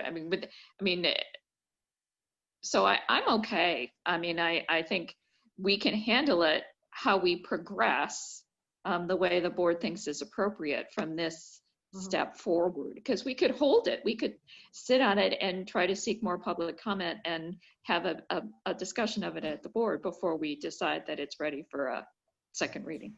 Yeah, and I'm comfortable with that, Karen. You know, it's just more of, you know, what has been the tradition, and if it can get spelled out a little bit cleaner in our own policies as to when these revisions outside of the Neola occur, that it is just more transparent as to how the decision is being made, and for the board members, new ones like myself, understanding the process a little bit better. So. Yeah. And I think it's important to point out, you know, just before I came on the board went through a whole process of really examining every policy, going through the entire manual as it was starting to work with Neola and to look at all the places where we had differences from what Neola recommended. But coming out of that, then I think you're right in that trying to figure out then how we want this process to work, because it used to be kind of we did all of our own efforts around policy, and now we work in partnership really with Neola and use their expertise. So that was one of the things in our committee a few months ago, talking about what that process would look like and how we want to make sure we're going back and looking at policies that maybe there wasn't a or statutory change, but we feel still like there's some an update or something that's important or a clarification that's important.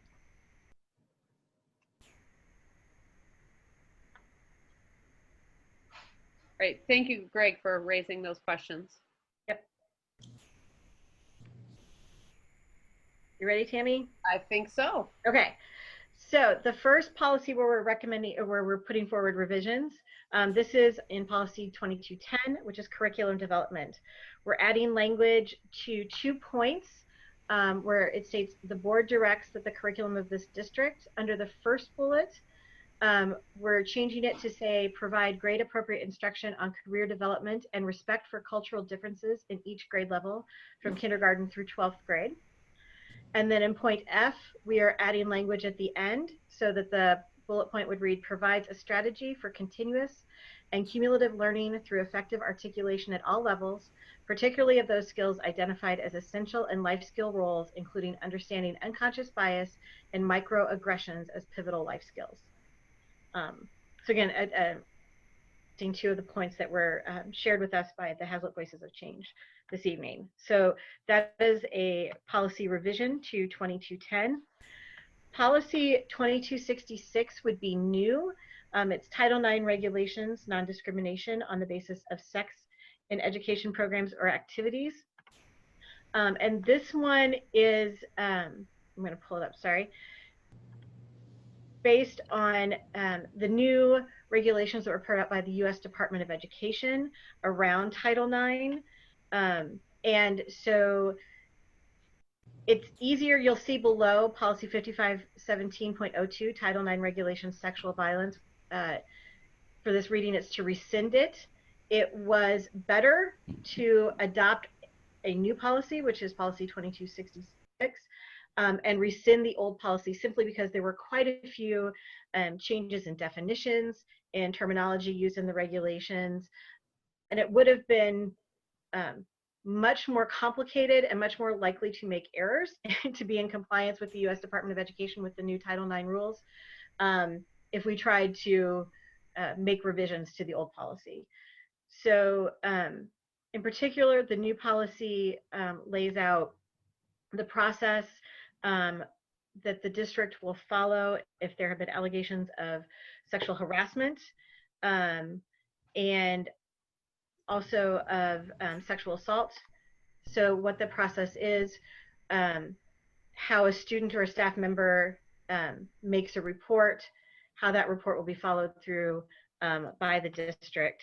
There are a lot of definitions, what the complaint is, and part of it also defines what an educational program or activity is that comes under our authority when it comes to Title IX. It is a lengthy policy, so I hope the board members will take their time before we do a second reading to read through the draft that is on board docs, and a draft of all of these policies will be available in the administration building if any of the community members have a question about the changes that we are proposing.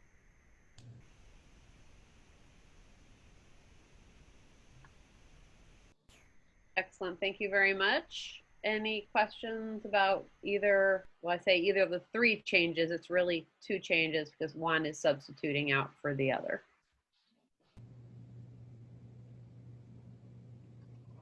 All right, not seeing or hearing anything except for the thunder rumbling in the background. Yep.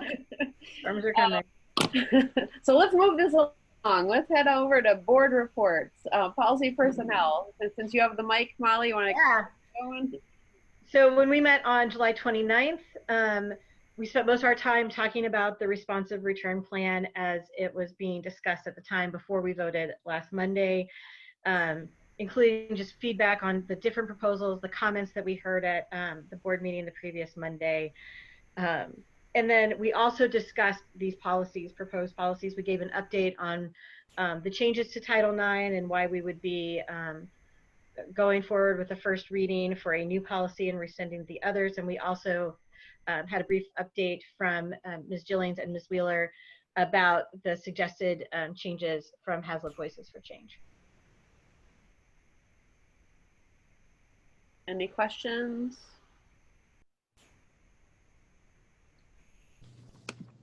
Then we'll go on to Ms. East, Finance and Facilities. We also had a very, very detailed discussion about the return to school plan that was under consideration last Monday. And, you know, we asked a lot of questions about how different aspects of the plan would work and what were our concerns for our major failure points in trying to implement any of the approaches. I think it's pouring now. I'm sitting on my back porch now, so. All right, great. Well, then we'll go to item number 3, Haslett Voices for Change. Susan? Yep, so an update on where we're at. So I've been working with Dr. Flanow to kind of get a roadmap for our equity plan for this fall and really throughout the whole school year, but I'm not going to go through the whole thing. I'll just give you some updates on what's coming up. So, and just for clarification, Dr. Flanow is an MSU professor with expertise in equity, et cetera, and we've been working with him for over a year now. Yes, correct. So, so we had developed in the spring before COVID hit, we had been working with him to develop a survey to elicit some information regarding the equity topics for our district. And we had developed that survey and we're ready to launch it in the spring, and then everything happened. And so we took a step back from that, but we still have the survey ready to go. We've actually had it already translated. All of our our communication has been all translated, and the survey has been all translated into Spanish and Arabic. And we were ready to go, but now we are gonna take the survey, and one of our parents who also works at MSU, John Yun, he has expertise in the area of surveys and helping us to disaggregate data from surveys. So we're going to ask him to look at that survey and make sure that the questions that we are asking are going to give us what we are looking for. So he has volunteered to do that for us. And so we're going to take him up on that offer just to get a little more feedback and make sure that we're asking the right questions and those types of things. So that's going to be done in August. And then we are going to go back and make sure all of our translations and everything are accurate.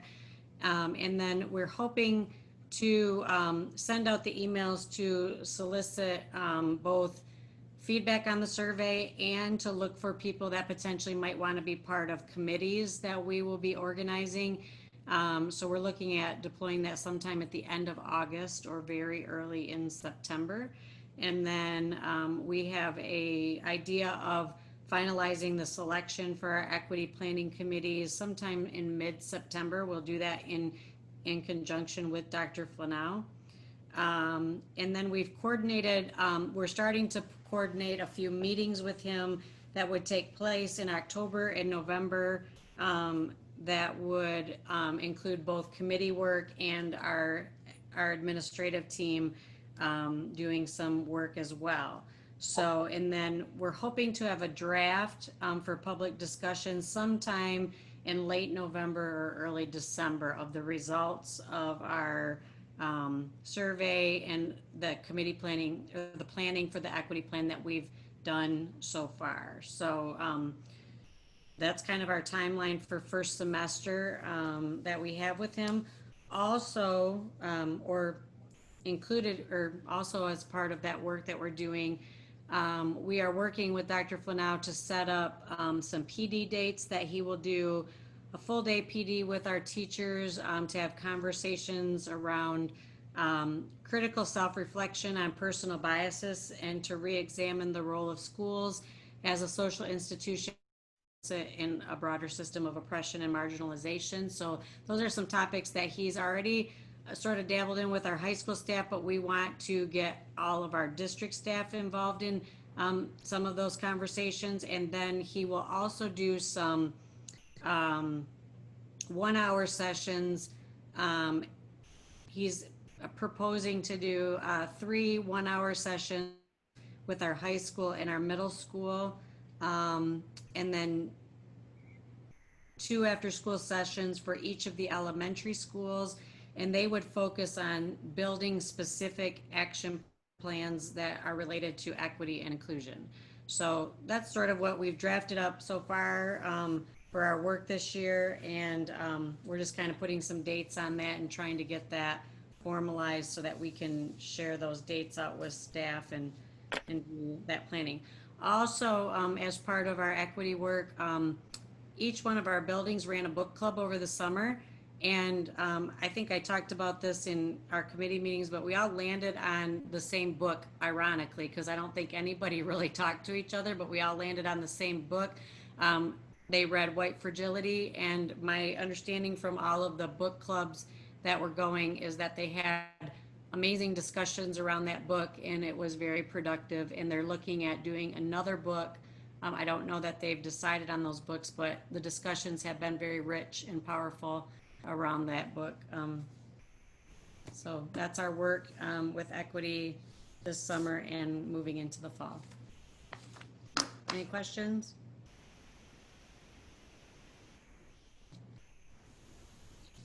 One comment and one question. The comment, I want to acknowledge the late Bart Wajenke, who was also very, very active in this work before he passed. He was really instrumental in having some conversations earlier in the fall of last year and heading into the new calendar year. My question is related to the survey. We heard from our alumni group that they did a sort of a smaller scale survey of students, but the survey you're describing is more for parents and community members. Correct. Ours is eliciting some specific information, but let me go back to that survey that the Haslett Voices for Change did. We are also going to administer that survey to all of our students.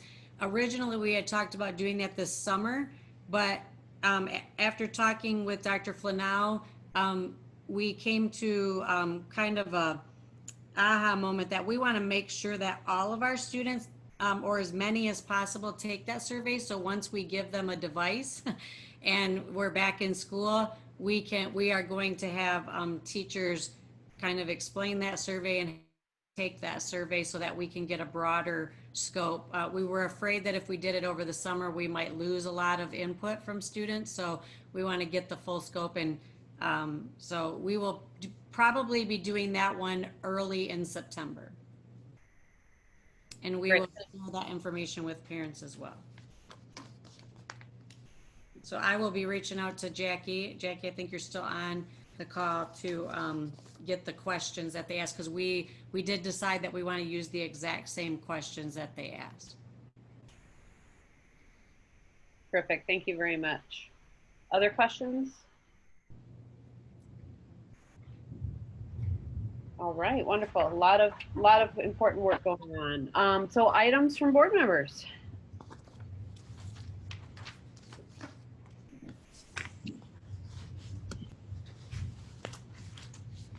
We're all quiet again.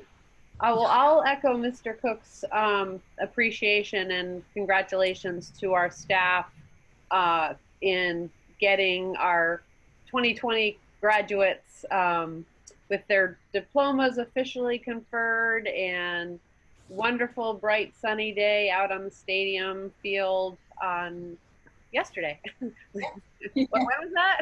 What day is it? What time is it? Ago. Yeah. It was a long time coming, and I understand we've had really positive feedback from our families and our graduates, and so as always, it's an honor as a board member to participate in the conferring of degrees, and I'm glad that we were able to participate, even though it looked a little different this year. I hope it was just as meaningful and perhaps even so for our graduates. And I just again want to thank our staff for pulling that off. Great comments, Tammy. That's what I was going to suggest, or what I was going to say as well. Like you said, I know things looked a little different. We were smiling for you the entire time. You couldn't see us, but we were smiling. It's such a great thing to be able to see our graduates and that final piece of their education before they move on.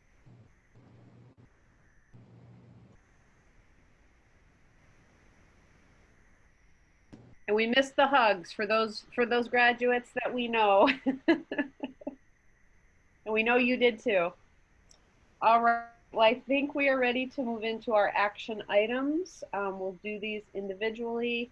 Action item number 1, our COVID-19 preparedness and response plan. I'll need a motion. I'll move approval of the COVID response plan. And do I have a second? I'll second. Motion by East, second by Collins. Any final questions or comments? I just want to make clear that what we're approving is with the language change that we discussed around athletics, correct? And the little errors. And in the region. Region versus state and the athletics. Okay. And typos. All right, any other questions or comments? I will do a roll call. Trustee East. Yes. Trustee Collins. Yes. Trustee Maury. Yes. Trustee Mashad. Yes. Trustee Palvarento. Yes. Trustee Wheeler. Yes. Okay, that motion carries. Thank you. Next action item number 2, the Haslett Applied Services Retirement Agreement and Release. That was attachment C in our board packet. Entertain a motion to approve that agreement.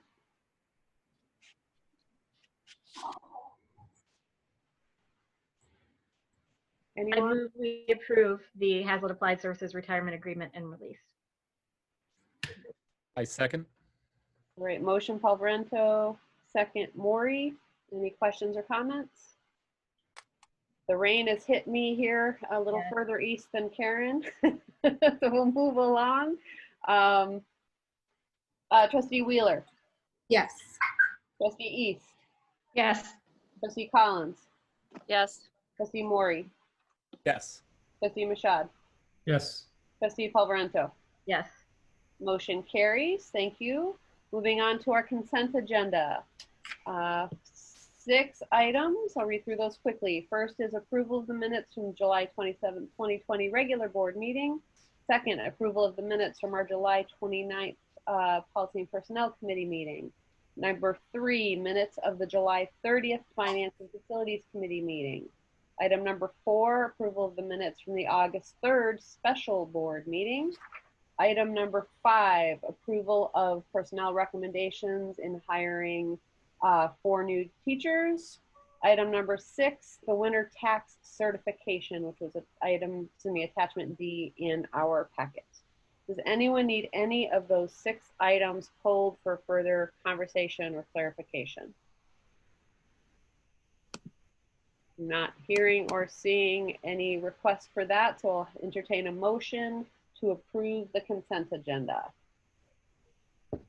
I'll move approval of the consent agenda. Motion Wheeler. I will second. Second Palvarento, thank you. Any other questions? Seeing none, we will do a roll call vote just to make sure we're all on the same page. Trustee Collins. Yes. Trustee East. Yes. Trustee Mashad. Yes. Trustee Maury. Yes. Trustee Palvarento. Yes. Trustee Wheeler. Yes. And I didn't say yes to any of those, but I am a yes as well. So I'll make it a 7-0 vote for all of our motions this evening. So then we are at our announcements, which are as follows. There is a Finance and Facilities Committee meeting scheduled for August 17th at 9 a.m. in the Haslett Administration Building. There is also a Policy and Personnel Committee meeting scheduled for August 18th at 9 a.m. in the Haslett Administration Building. The next regularly scheduled Board of Education meeting is scheduled for August 24th, 2020 at 7:00 p.m. We reserve the right to hold that remotely. It likely will be just based on the number of public comments and community engagement that we've been having. We would easily exceed the appropriate number or safe number of people inside the building. But watch for the website or apps to confirm whether that would be an in-person or a virtual or remote meeting. Those are our announcements this evening. I'll entertain a motion for adjournment. I move we adjourn. Motion by East, I'll second. second by Wheeler. Think we can do this one by raising hands. All in favor of adjournment, please say aye. Aye. Aye. Any opposed? Hearing none, motion passes. We are adjourned. Thank you very much, everybody. Have a safe